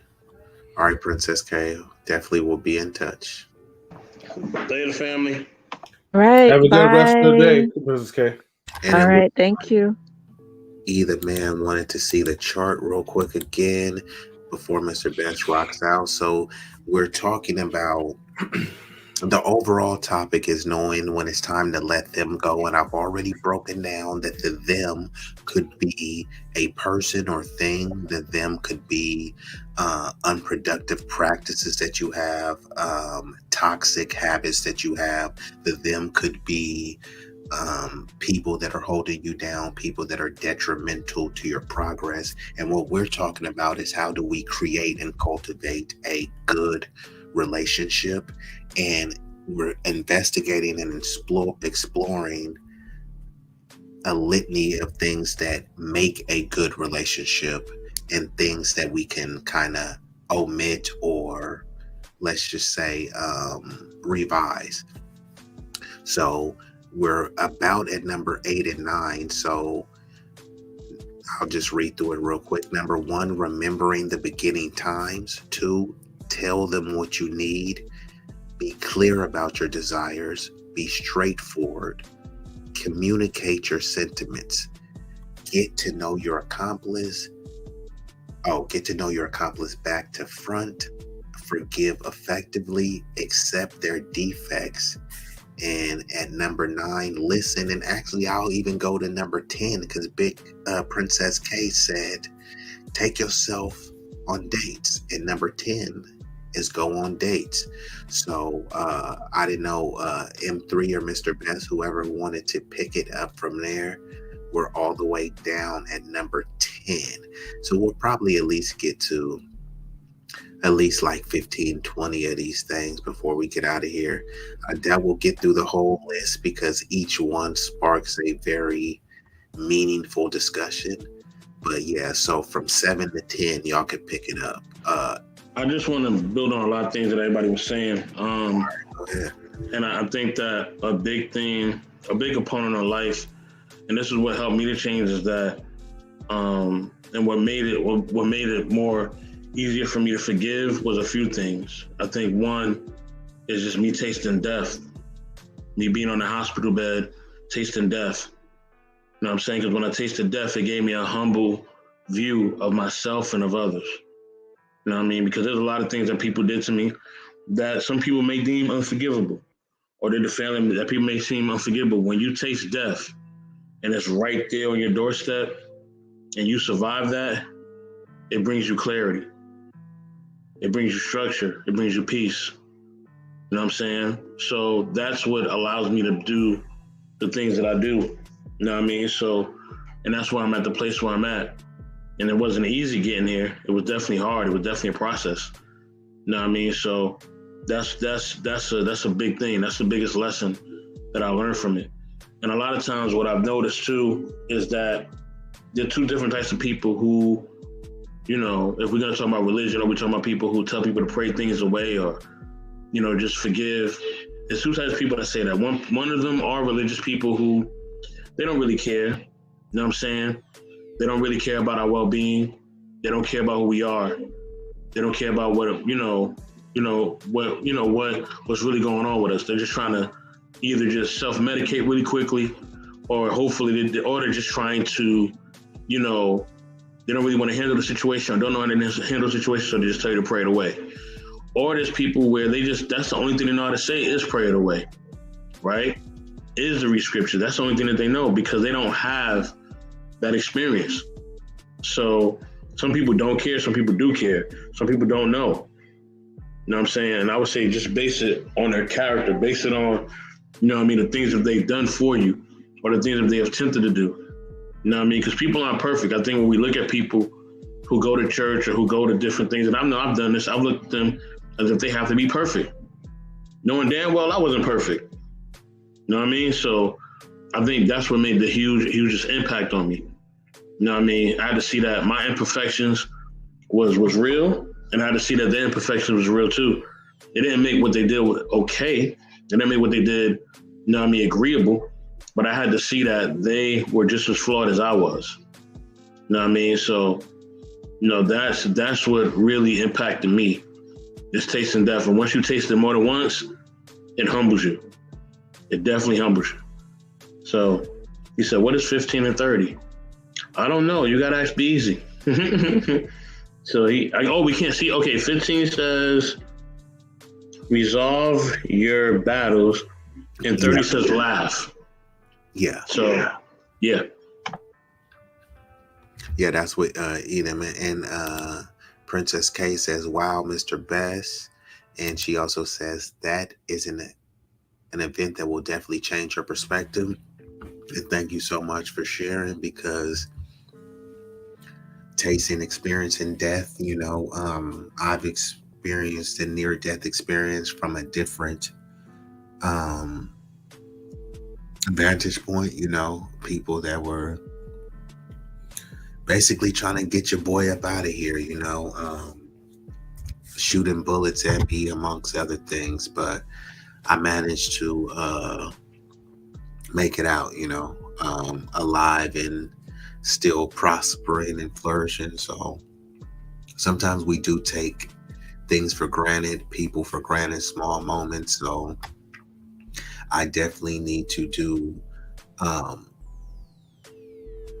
better job of appreciating even the very minute details of life, you know, when it comes to being able to just shoot a basketball. You don't even have to be Steph Curry, but when you just go to the park and are able to shoot a basketball, and even if you miss all the shots, the fact that you're able to jump up and down and shoot, some people would actually delete somebody for that opportunity. Because I know people that don't have legs, I know people that have disabilities, and some people at times they're happier than me, and I have to snap out of it like, man, you know what I mean? You're going through something, and what I'm going through, people are like, bruh, how do you even go through that? And then I talk to somebody else, and they're going through something that's is equally as bad. You know what I mean? So we always just got to be mindful of that. And okay, cool. I was like, Big Rig dropped out, but hold up, let me get back to the comments. So yeah, he says it was 15 and 30, and Mr. Best did read that off for you, but just in case you didn't hear, it is laugh, and the reason why you can't see is because of the banner. But hold on, let me just take the banner down real quick so you can see. So number 15 says resolve your battles, and number 30 says laugh, right? But let's get into go on dates, make time for closeness, keep things intriguing, go on a vacation together. All of these could tie in with each other. So which one do you want to, you still there, Big Rig? Yeah, give me a minute though. Okay, yeah, no, you all good. And Princess K says, this is powerful. Yes, death has a way of getting you to see things that would be unfathomable for others as just simple occurrences. Yeah. So let me just go, hold up, let me pull this. All right, so Mr. Best, let me just go from here. So accept their defects, listen, go on dates, make time for closeness, keep things intriguing, go on a vacation together, because we're going to try to speed through these because I kind of got to get up out of here. So discuss what's to come, resolve your battles. And I think we could just start there because Eda Man actually want to know what number 15 said. And Mr. Best, could you speak on that, resolving your battles? Because there may be some battles, especially when you're dealing with health complications. I'm not saying you specifically, I'm just speaking in general, kind of putting it out there so you can expound on whichever avenue you want to take. But there's some battles maybe you can't resolve, whether it's like a mental or physical health ailment that you can't necessarily resolve it, but you can improve it and do your best to rectify it. There are some battles that you are able to resolve, but people refuse to resolve them because of stubbornness, or maybe I'll look weak if I resolve this. So could you speak on what it means to you to resolve your battles? That means, basically you being free from a situation. You know what I mean? Because freedom is key. You know what I'm saying? And you know what I mean? Like that's number one. Like you can't, if you're not resolved within yourself or within a situation, you can't be free. You're in bondage. It's on your heart, it's on your mind, it's in your spirit. It's going to affect you physically. So it's going to keep you in bondage. So you have to resolve your battle so you're no longer in bondage. It's no longer taking control of your life or dictating things in your life. You know what I mean? Because when we're not resolved about something, you know what I mean, it sits with us. It sticks with us. It affects everything we do. As Princess K was saying, it bleeds into our lives, bleeds into our family, bleeds into our work situation, into everything. You know what I mean? We're not able to be effective, you know what I mean, if we are, focused on that completely and there's no resolution there. So, yeah. I definitely agree on, excuse me for chewing, on the resolving, because unlike the forgiving thing, like I get it, but if I'm gonna use the word unforgivable, just to me that just means that's just where I am with it. But I'm a firm believer in resolving issues, resolving, even giving somebody their what would they call it, closure in a bad relationship. You know what I'm saying? I'm all for that, because you need that to move on. You know what I'm saying? You need that to just continue, bro. You know what I'm saying? Just when you leave things that are like unresolved, it's just a feeling that don't feel right. I don't really know how to explain it, man. I'd rather kind of resolve it, even if it's in a bad light, but at least it's all out in the open. You know what I'm saying? Whatever it is what it is, and there's an understanding about it, good or bad, and then just not having no type of understanding about it, you know, just kind of leaving it in the wind. But firm believer in resolving, man, your battles, your issues, and all of that.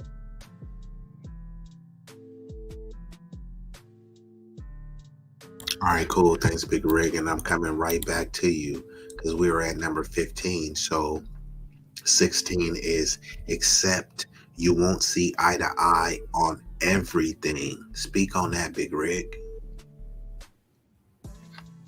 Do you need to see eye to eye on everything? Because it's you don't. Go ahead. But there is a thing called, you know, compromise. And with everything, I think there's kind of some compromise, man. And some people may think differently. Like, hey, what I say is what I say, but compromise, man. You know what I mean? With people, bro. We ain't all gonna think the same and have the same look on everything, but we can definitely compromise and come to some type of understanding, man. Yeah, no, I agree with you. Like you said, except you won't see eye to eye on everything. And sometimes people try to project their beliefs onto you. And some things, when you do that, it goes real bad. It really does. And sometimes it's some things that are extremely serious, and sometimes it's something that are very frivolous. So if I say, hey, look, bro, let's gather together and then let's have some pizzas, right? And you say, cool. All right, well, I'm gonna order some pizza and then I want this top and that top and pineapples, mushrooms. Like, nah, bro, I'm allergic to mushrooms. I don't like pineapples. But it's like, yeah, bro, but you can just pick it off and you can do this. It's like, bro, just get a different topping or get separate pizza. You see what I'm saying? Like, you don't need to try to force certain things, because now it's like, bro, you making me not even want pizza. I already told you that I don't like these toppings. I'm allergic to this, but then you're trying to force it on me. So, right. and you can just apply that to anything. If I'm saying, hey, look, bro, I don't listen to these specific content creators, or I don't rock with this movie or this genre, and then all you want to do is like, here, bro, here's those movies that you said you don't rock with. It's like, bro, if you cool with them, you still my homie, but I already told you I don't want nothing to do with them. You feel me? And just accept that, right? You know, it's like you don't have to push the line to try to get me to say like, you like these rappers, I mean, or like, I like these rappers, you should like them too. Like, nah, bro, I don't really like everybody that you like, and that's okay. I'm still cool with you. Just accept we won't see eye to eye on everything. Right. And then this number 17 is apologize seriously. That's a good one. I want to hear your perspective on that, Big Rig. Or do you believe in apologies? Because some people say, hey, man, so I ain't apologizing. I really meant it. It's like, yeah, you could have really meant it, but you could have also been really wrong.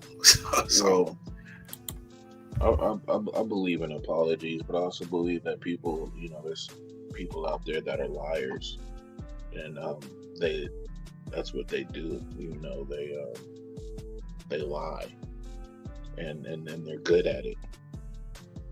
You know what I'm saying? And most logical people, when they get an apology for something, you're not really supposed to do that again. You know what I'm saying? Or repeat anything of what you apologize for. You know what I'm saying? So I believe in the apologies, man. But when people kind of do the same thing over and over and always apologizing, it's just like, man, you're a liar, man. You know what I mean? I'm through with it. If it comes genuine from the heart, you really work on it, then, you know, we can make things happen. But some people, they just, you know, they know that they can say certain things to pacify the situation at that time. You know what I'm saying? And it's like, nah.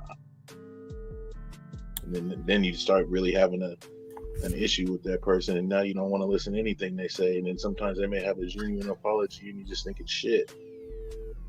So. Yeah, no, I hear you, and salute to none other than Wallyverse Media in the building. What's up with you, Salute to Brody? you, Wally. And Madam K says exactly, let's just dislike what we want and be chill. That's how I am. Look, bruh, I can invite you over and it can be a movie on, and if you be like, bro, I've already seen this movie, I don't really want to watch it. Cool, bro, I haven't seen it, I'm gonna watch it. But if you want to go play PlayStation, you can do that. Or if you want to hop on the laptop and put your headphones on, we're not seeing eye to eye, but we still kicking it, right? We still hanging out. I'm gonna watch this movie. You don't want to see it? Cool, I'm gonna watch it.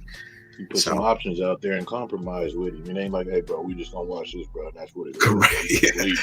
That's fine. Home, bro. Yeah. Exactly. We both compromising in that situation, right? I may have been like, oh, I want to chill with the Brody, but he don't really want to watch the movie, so let me be respectful of his time, and we can still like kind of, you feel me, shoot the ish, and you know what I mean? So it's always compromise. And congrats on the channel for the new monetization option. It was a long, arduous road, but finally. But let's see what else we got here. Hold up, bro. Oh, gotta pull that comment down, Volley. So, have some autonomy is number 18. 19 is admit your mix-ups. 20, have tolerance. I think that's a good one right there. When it comes to having tolerance, bro, what I hear is that, look, I'm really being patient with you and giving you a pass. But some people kind of expect you to be a little bit too tolerant, right? Some people will say, look, I'm not saying you loan people money. I'm just using this example, right? Let's just say, hey, you loan somebody some money, and then, hold up real quick, let me pull this down. Let's just say you own somebody some money, and they were supposed to pay you a week ago, but now it's been 2 months, and then you're tolerant of it, patient of it, and you just let it ride. Or you be like, it's not a big deal. Or you hear somebody saying racial slurs and epithets, and you like, you know what, this dude, or it's not even worth knocking out, so you tolerate that. Or your kid may be having an attitude, and you like, bro, I will knock your little, but it's like, all right, let me calm down, I'm gonna be tolerant of that. So Big Rig, before we go to M3 for M3 to cook and celebrate the special announcement, speak on having tolerance as you being a parent and also a friend, and being from seeing certain rough situations. Could you speak about how tolerance can help you in certain situations, and how not every people could take your tolerance as a weakness too, right? Oh, Big Rig didn't say nothing, so he a sucker. Now you trying to act like just because I was tolerant and spared you that I'm a sucker. Now I gotta expose you. So go ahead, Big Rig.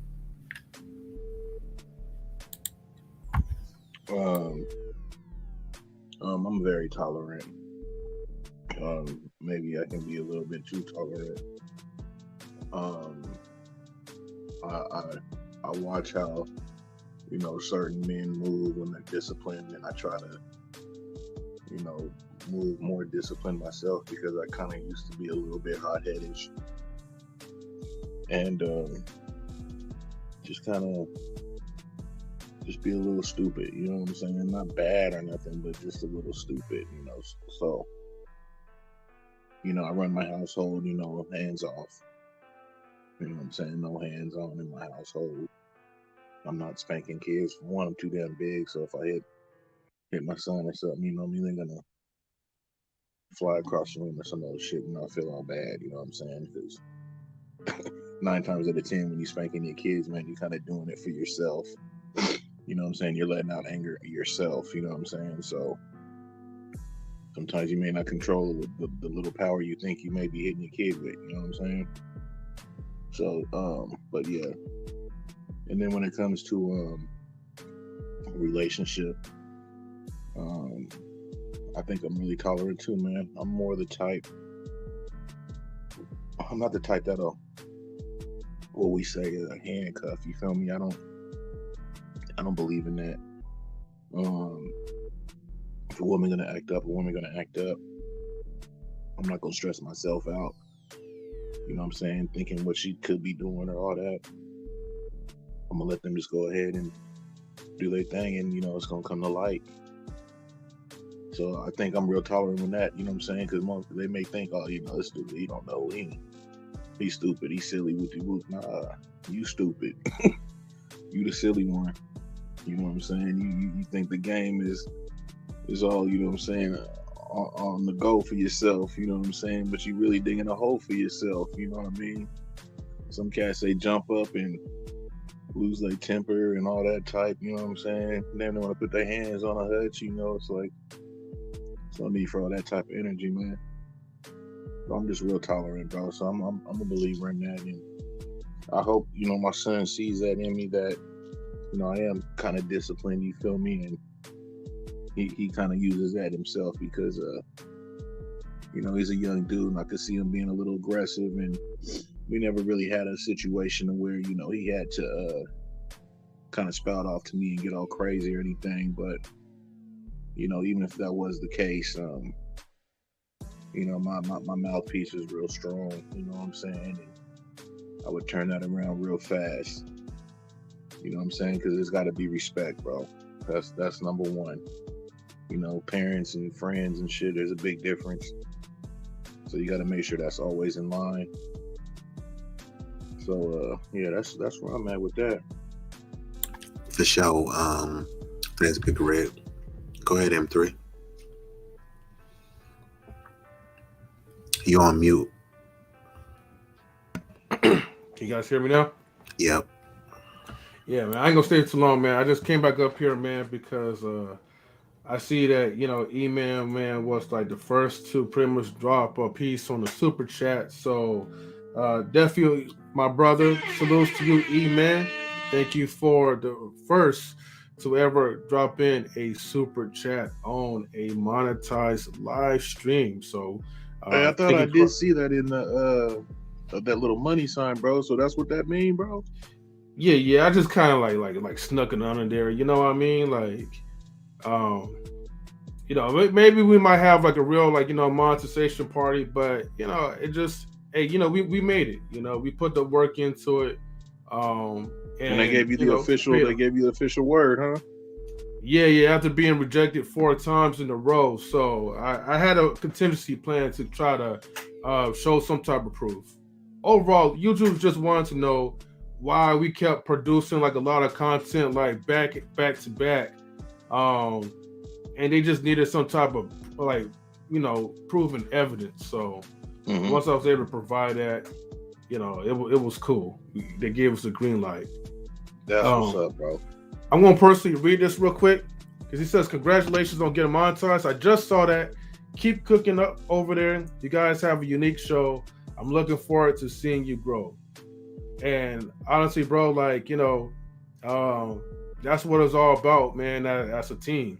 I mean, we're all like individuals, we all have our stuff for our families to go to, besides the YouTube life. But, the whole purpose of coming here, man, is to really build a community where everyone could kind of feel something, whether you're black, white, whoever.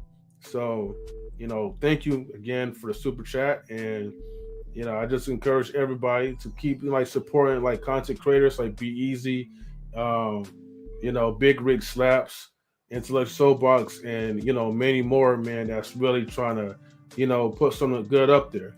And salutes to Wally as well. So I see you up there too, bro.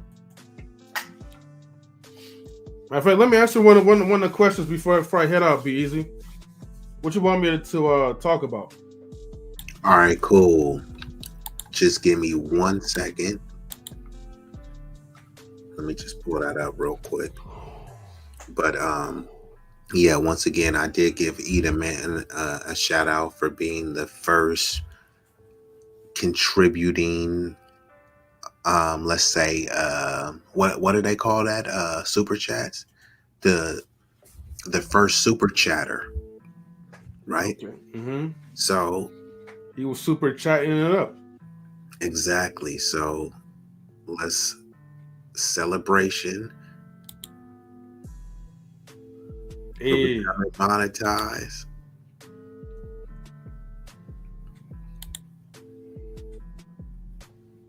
Thank you, everyone. For sure. All right, so now let me pull this back up. So we are already at number 20, which means have tolerance. 21, and I'm kind of speeding through, and then just whichever one I stop on, you can pick up from there. So 21 is being practical. 22, be warm and kind to each other. 23, take care of one another. 24, be aware. And 25, this is where I'm stopping at. Support each other.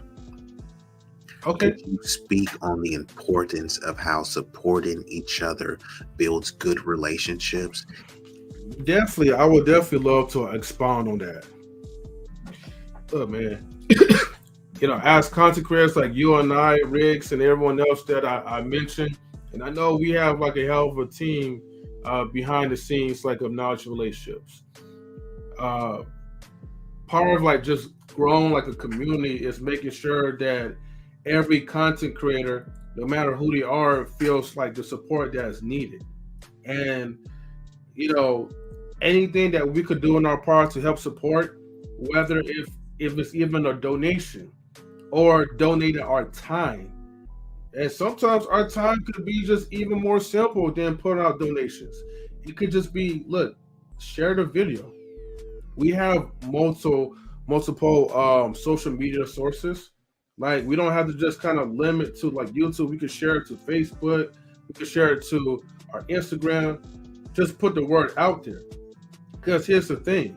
If you guys was on a major platform, most likely you will want to share it to like everyone in the family, just to let them know that, hey, you made it to like one of the most prestige platforms.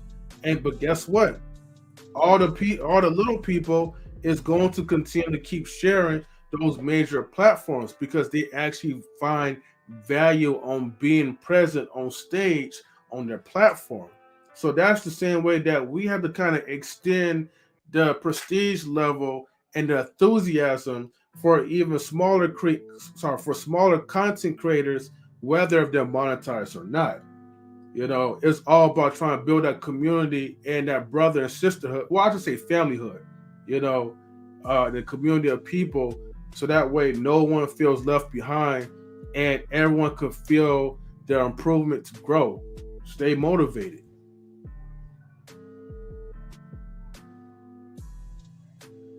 Yeah, bro, that was a great answer. I totally agree with you, especially on representing for the smaller channels.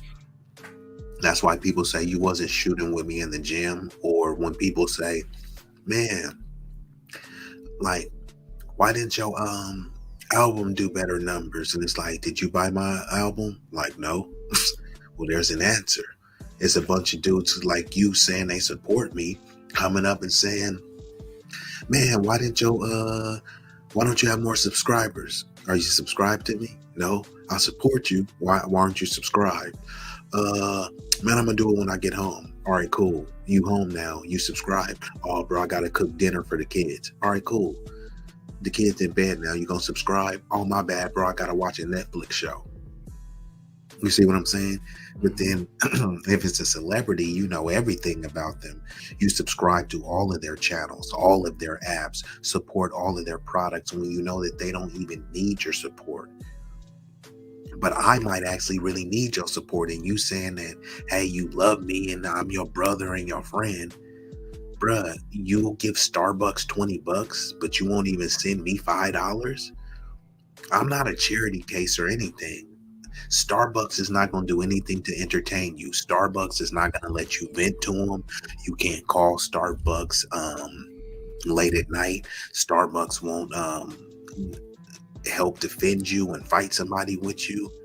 That's worth a lot more than $20, $50 here. But see, when you start saying that, it's like, I ain't sending B-Eazy no cash app. But it's like, bro, you sending Starbucks thousands of dollars and they don't give a flying fizzle sticks about you. You see what I'm saying? It would actually be cheap. Fizzle sticks, this dude. They don't give a mocha latte about you, you know? You feel me? But what I'm saying is, if I had an option, right, and I was like, you know what, I'm gonna just buy a bunch of frappuccinos for $50. I'm gonna have those frappuccinos, and then I'm still gonna want more when I can make them at home, or I can just forego having that drink, or I could take that same 50 and break it down. Here, let me hit M3 with a $10 cash app, Big Rig with a $10 cash app, blah blah blah. Same 50 broken down. I think that 50 would go further by you spreading it through your team with group economics. Heck, I'll invite you over and be like, bruh, Starbucks, look, I found this video on YouTube and TikTok how to make it exactly like Starbucks. You come over to my house and we have frappuccinos together. But people don't want to do stuff like that. Instead, M3 go and buy a frappuccino. I go buy a frappuccino. Now we just took our money and spent $50 collectively at Starbucks when we could have bought some food and had some groceries. Like, man, it's too much food for me to eat. M3, take this home to your family. You can't do that with Starbucks. All of that stuff, or I'm just using Starbucks as an example, but any fast food restaurant or anything like that. Yes, you can have it as a delicacy or, you know, a guilty pleasure. But once it starts becoming a lifestyle and an everyday thing, and you start looking at your budget and saying, where's my money go? And it's an expense that's more than your cell phone bill or some other primary bill you should be paying, it could be a problem. But see, people have no issue spending. I ain't broke. I'll buy some Balenciaga. I'll buy some Gucci. Cool. Since you're not broke, will you buy my album that you say you support? Oh, yeah, bro. I'm going to get back to you. You know, I've bought so many albums. If M3 made an album right now and it was trash, I would just buy it, and then I'm not going to tell them I think that it's trash. I'm still going to support them. I've bought albums that I don't even know if they're trash or not because I didn't get a chance to listen to them. I still supported it. I seen a dude at Bart. I bought his album. I followed him on Instagram. I shared his thing and put it on my story. I didn't listen to the CD, but I supported him. It's a bunch of dudes that seen him and was like, yeah, bro, you dope. And then they didn't even buy his album. You see what I'm saying? So when people try to be like, oh, my other homegirl was making like cookies and stuff. And I like sweets and stuff, but I got a bunch of stuff. And I was like, look, I know I can't eat all this stuff. I bought the things and passed them away. I still supported her. I didn't eat every one of her cookies, but I still supported her. So yeah, you buy my album, you can think that it's trash, but you can still support me that I'm trying to feed my family, right? You know, and then people, and then you will see, hey, look, I didn't want to buy your clothing. And then you start seeing what they wear, and I'm like, bro, you're wearing some overpriced ripped jeans. I could have made those for you, but it doesn't have the name brand on it. Bro, I could go make you some chicken, but you want to go to Popeyes. I could make you a burger, but you want to go to In-N-Out. At some point, it is people got to address what's internally in them that's causing them to refuse to support people that they claim to want to see build. Don't try to give me the value stuff either, because I work with John and other designers. I actually do my own design, so you'll be seeing some of my apparel coming soon. But if I take the same level of cotton and make a shirt, and then they make a Gucci t-shirt. Some people are saying, oh, I'm gonna get the plain Gucci t-shirt simply because it's Gucci, even though I can give you a shirt with an intricate design made of the same fabric, if not even better. But because my name may not have the prestige, people will see it as a lesser brand. Just like people look at these platforms and say, oh, you only got X amount of subs. Oh, you're not monetized. You just got monetized. You're not legitimate. Then you go to these people's page. I'm like, this dude is not even saying anything profound, but he's monetized. So he's automatically what? Better than me? You know, it gets a bit goofy when we start looking at it like that. But let me just pull up the last ones. Did you have anything to add to that? Nah, everything you guys are saying, man, you guys are, rocking it, pretty good, bro. Like I said, I just wanted to come up real quick, but, definitely salutes to you guys, bro. So cool. Well, we actually about to like shut it down. So let me just read through because that was 25. So let me just read the last 5, and then you can just give a closing remarks on that.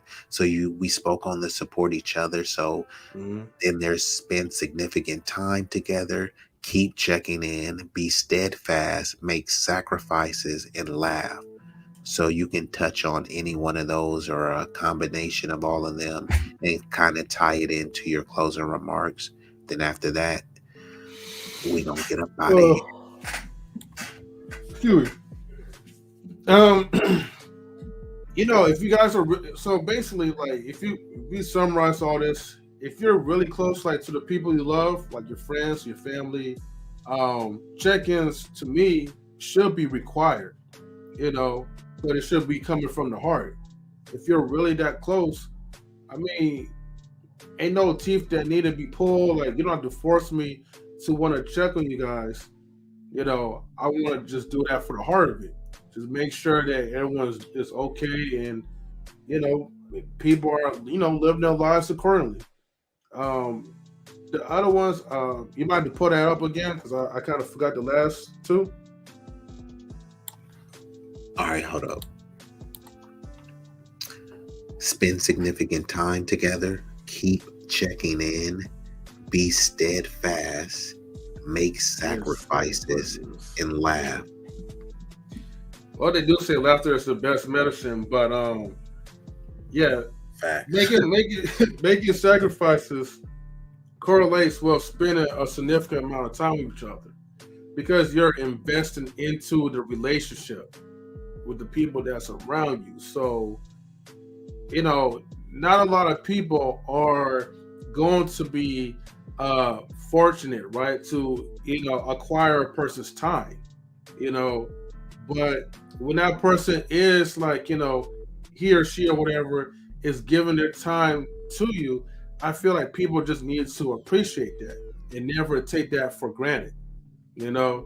Take advantage of the time and spend time as much as you can, but just don't take it for granted when the person is pretty much sacrificing their busy schedule just to make sure that you're good, just to make sure that, you feel loved by their presence around you.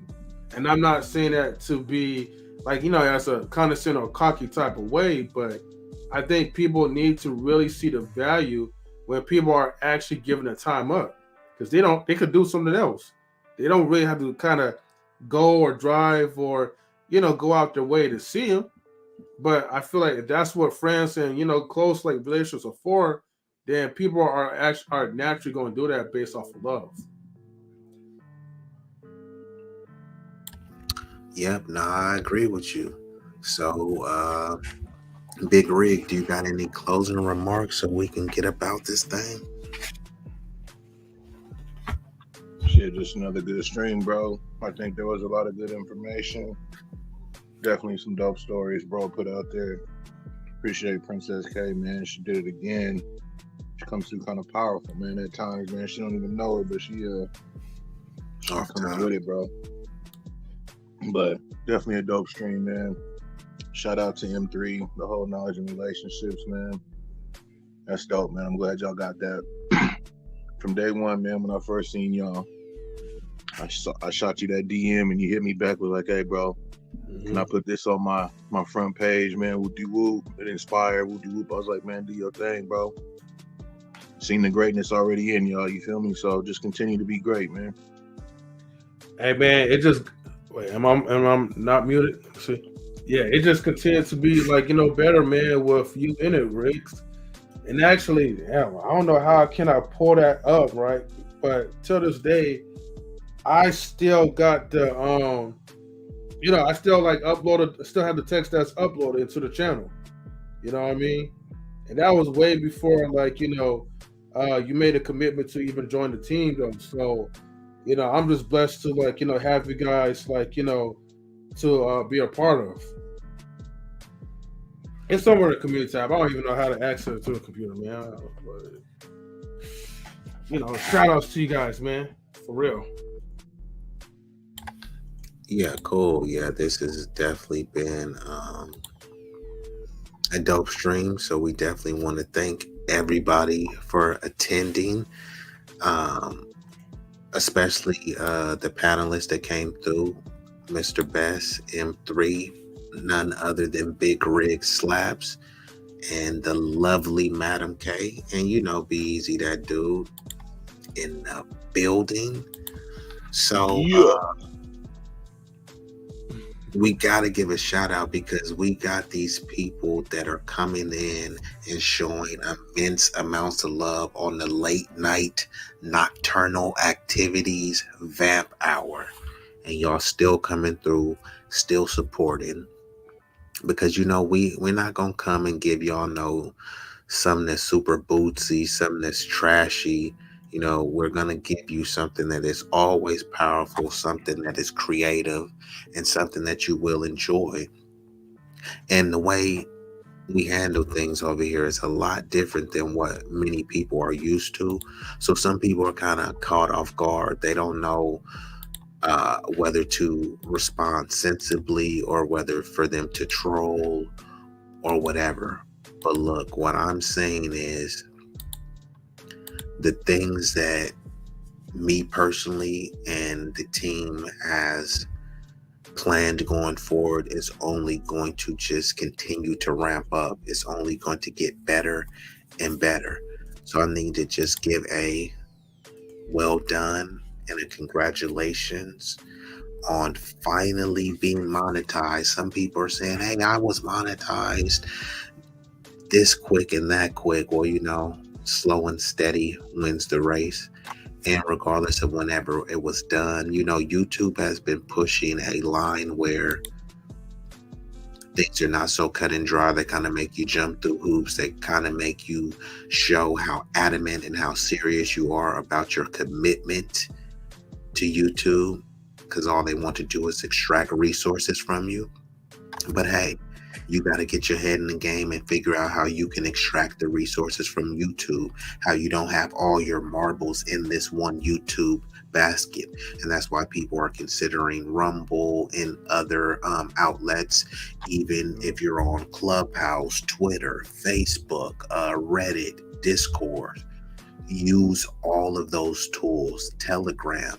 Don't say, hey, well, I don't really like Telegram. Neither do I. But if it's a tool that I could use, I'm going to use it.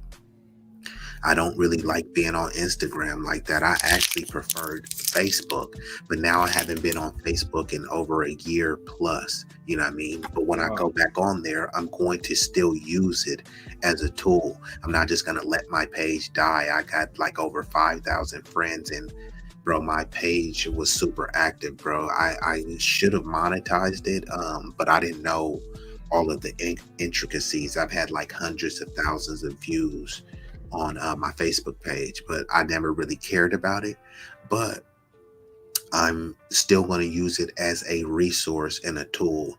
So what I'm saying is, sometimes it don't happen overnight, and sometimes you kind of are not understanding of the different platforms and the intricacies, right? The way you kind of operate on Facebook is not really quite the same on YouTube. Whatever you do on YouTube is not really quite the same as Twitch. So you need to develop what works for each platform and what works for your strategy. And it looks like M3 has found that post. Did you want to bring that post up real quick before we get up out of here? Yeah, courtesy of Big Rigs. So this post right here, I don't know how can I, let's see, extend it, but this post right here basically was exactly from like a year ago. Now, if I could, actually, hold on, is this the right one? Oh, I'm sorry, hold on. Let me do this real quick. There we go. Okay, now it's expounded. So, yeah, exactly like a year ago, man. Before you and Riggs joined Nice Relationships. It was like, man, he hit me up on a DM like on some real time. He was like, "Yo, what's up, bro? This Big with Slaps, good panel and conversation the other day. I'm talking to you through my, his car page or whatever, but just wanted to give you his appreciation. Keep doing what you're doing, bro." And that's where I kind of asked him for his permission or whatever. But I was like, hey, man, thank you, appreciate it. The fact that you took your time to even message me inspired me to do what I'm doing for my team. So many blessings to him. And let me continue reading, and I'll give my little point, right? Off top, man. We need more uplifting. Y'all dig? I don't just say this shit. I mean it and live it. Life's too short, pimping. When I see my brothers on some positive, I salute it. And I say, real talk, bro, that's all I want for our platform to be used for, to shed light. I kind of spelled that wrong, but you know what I mean? And inspire and salute. So go ahead and close this out. So the point is, man, the reason why I highlight that, right? Because that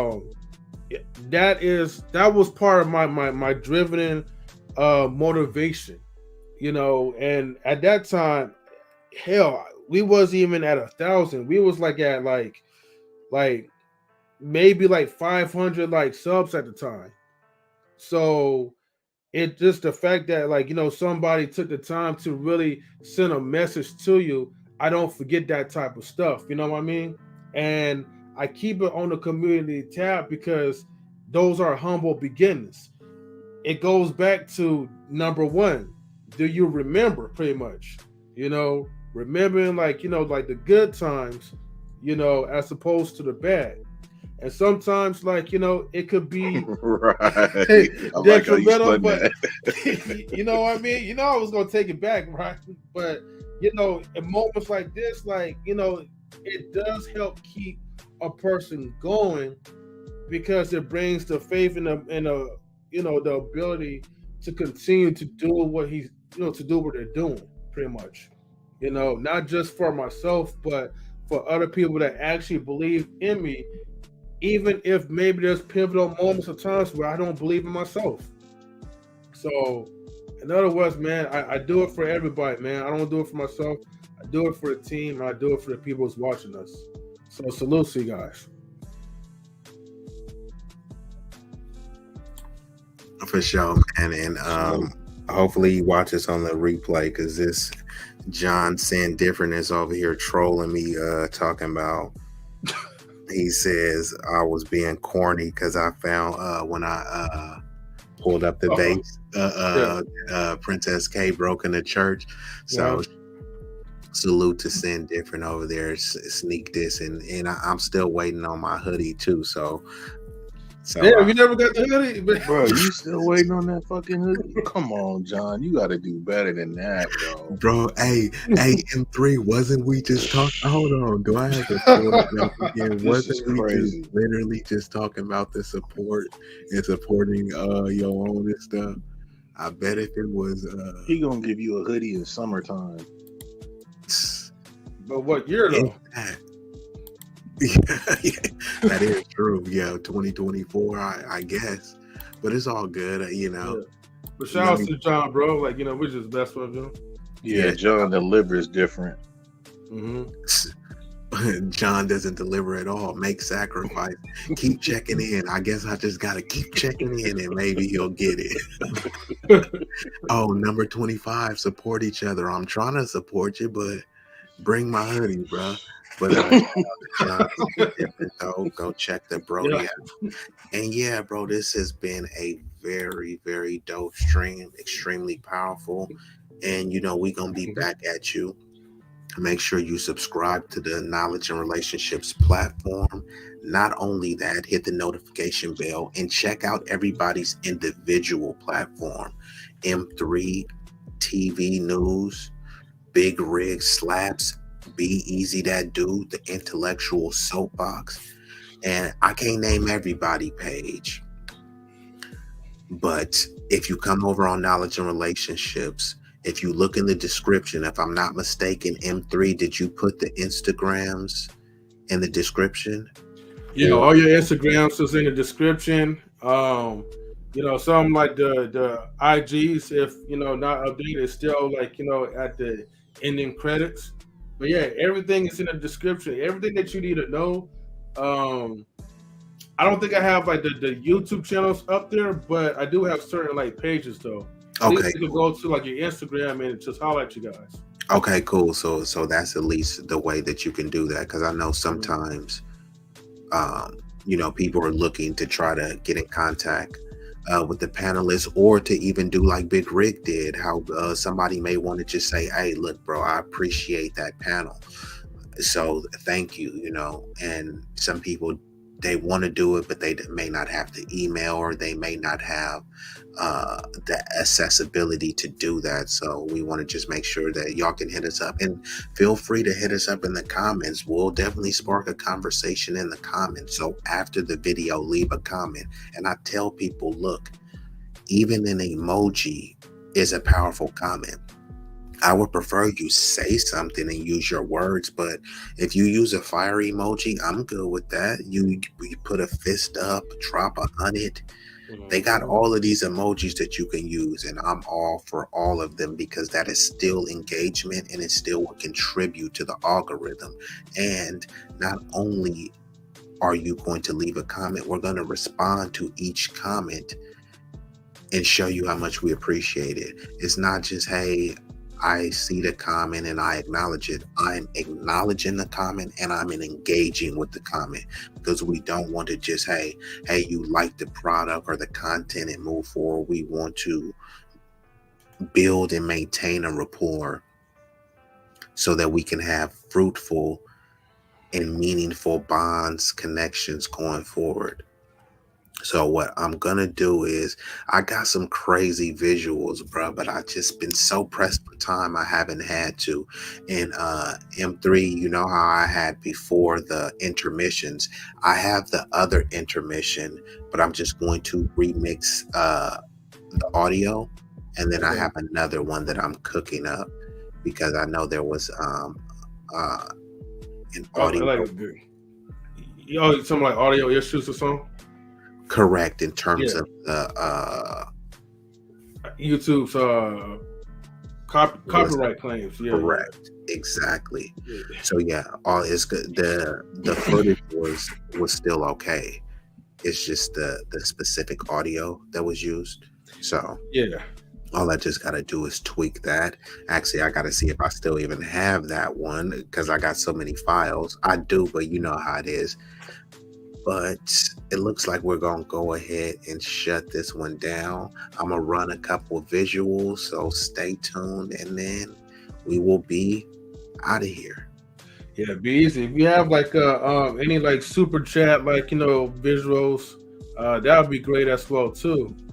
All right. Definitely have to try to figure out how to create something, with that. I got you. I appreciate it. Cool.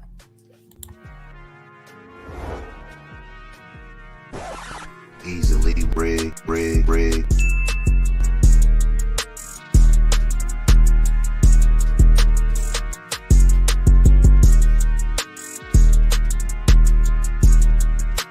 You are now tuned into another installment of Easily Rigged.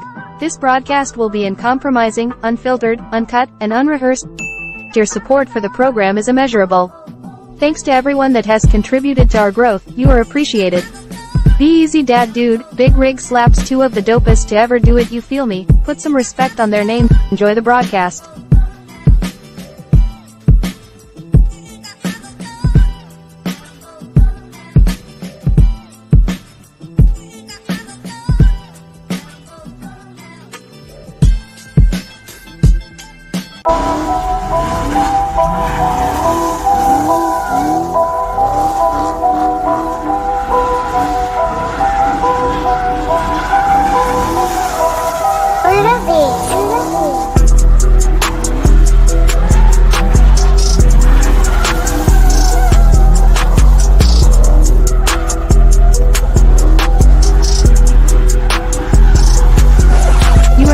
tuned into another installment of Easily Rigged.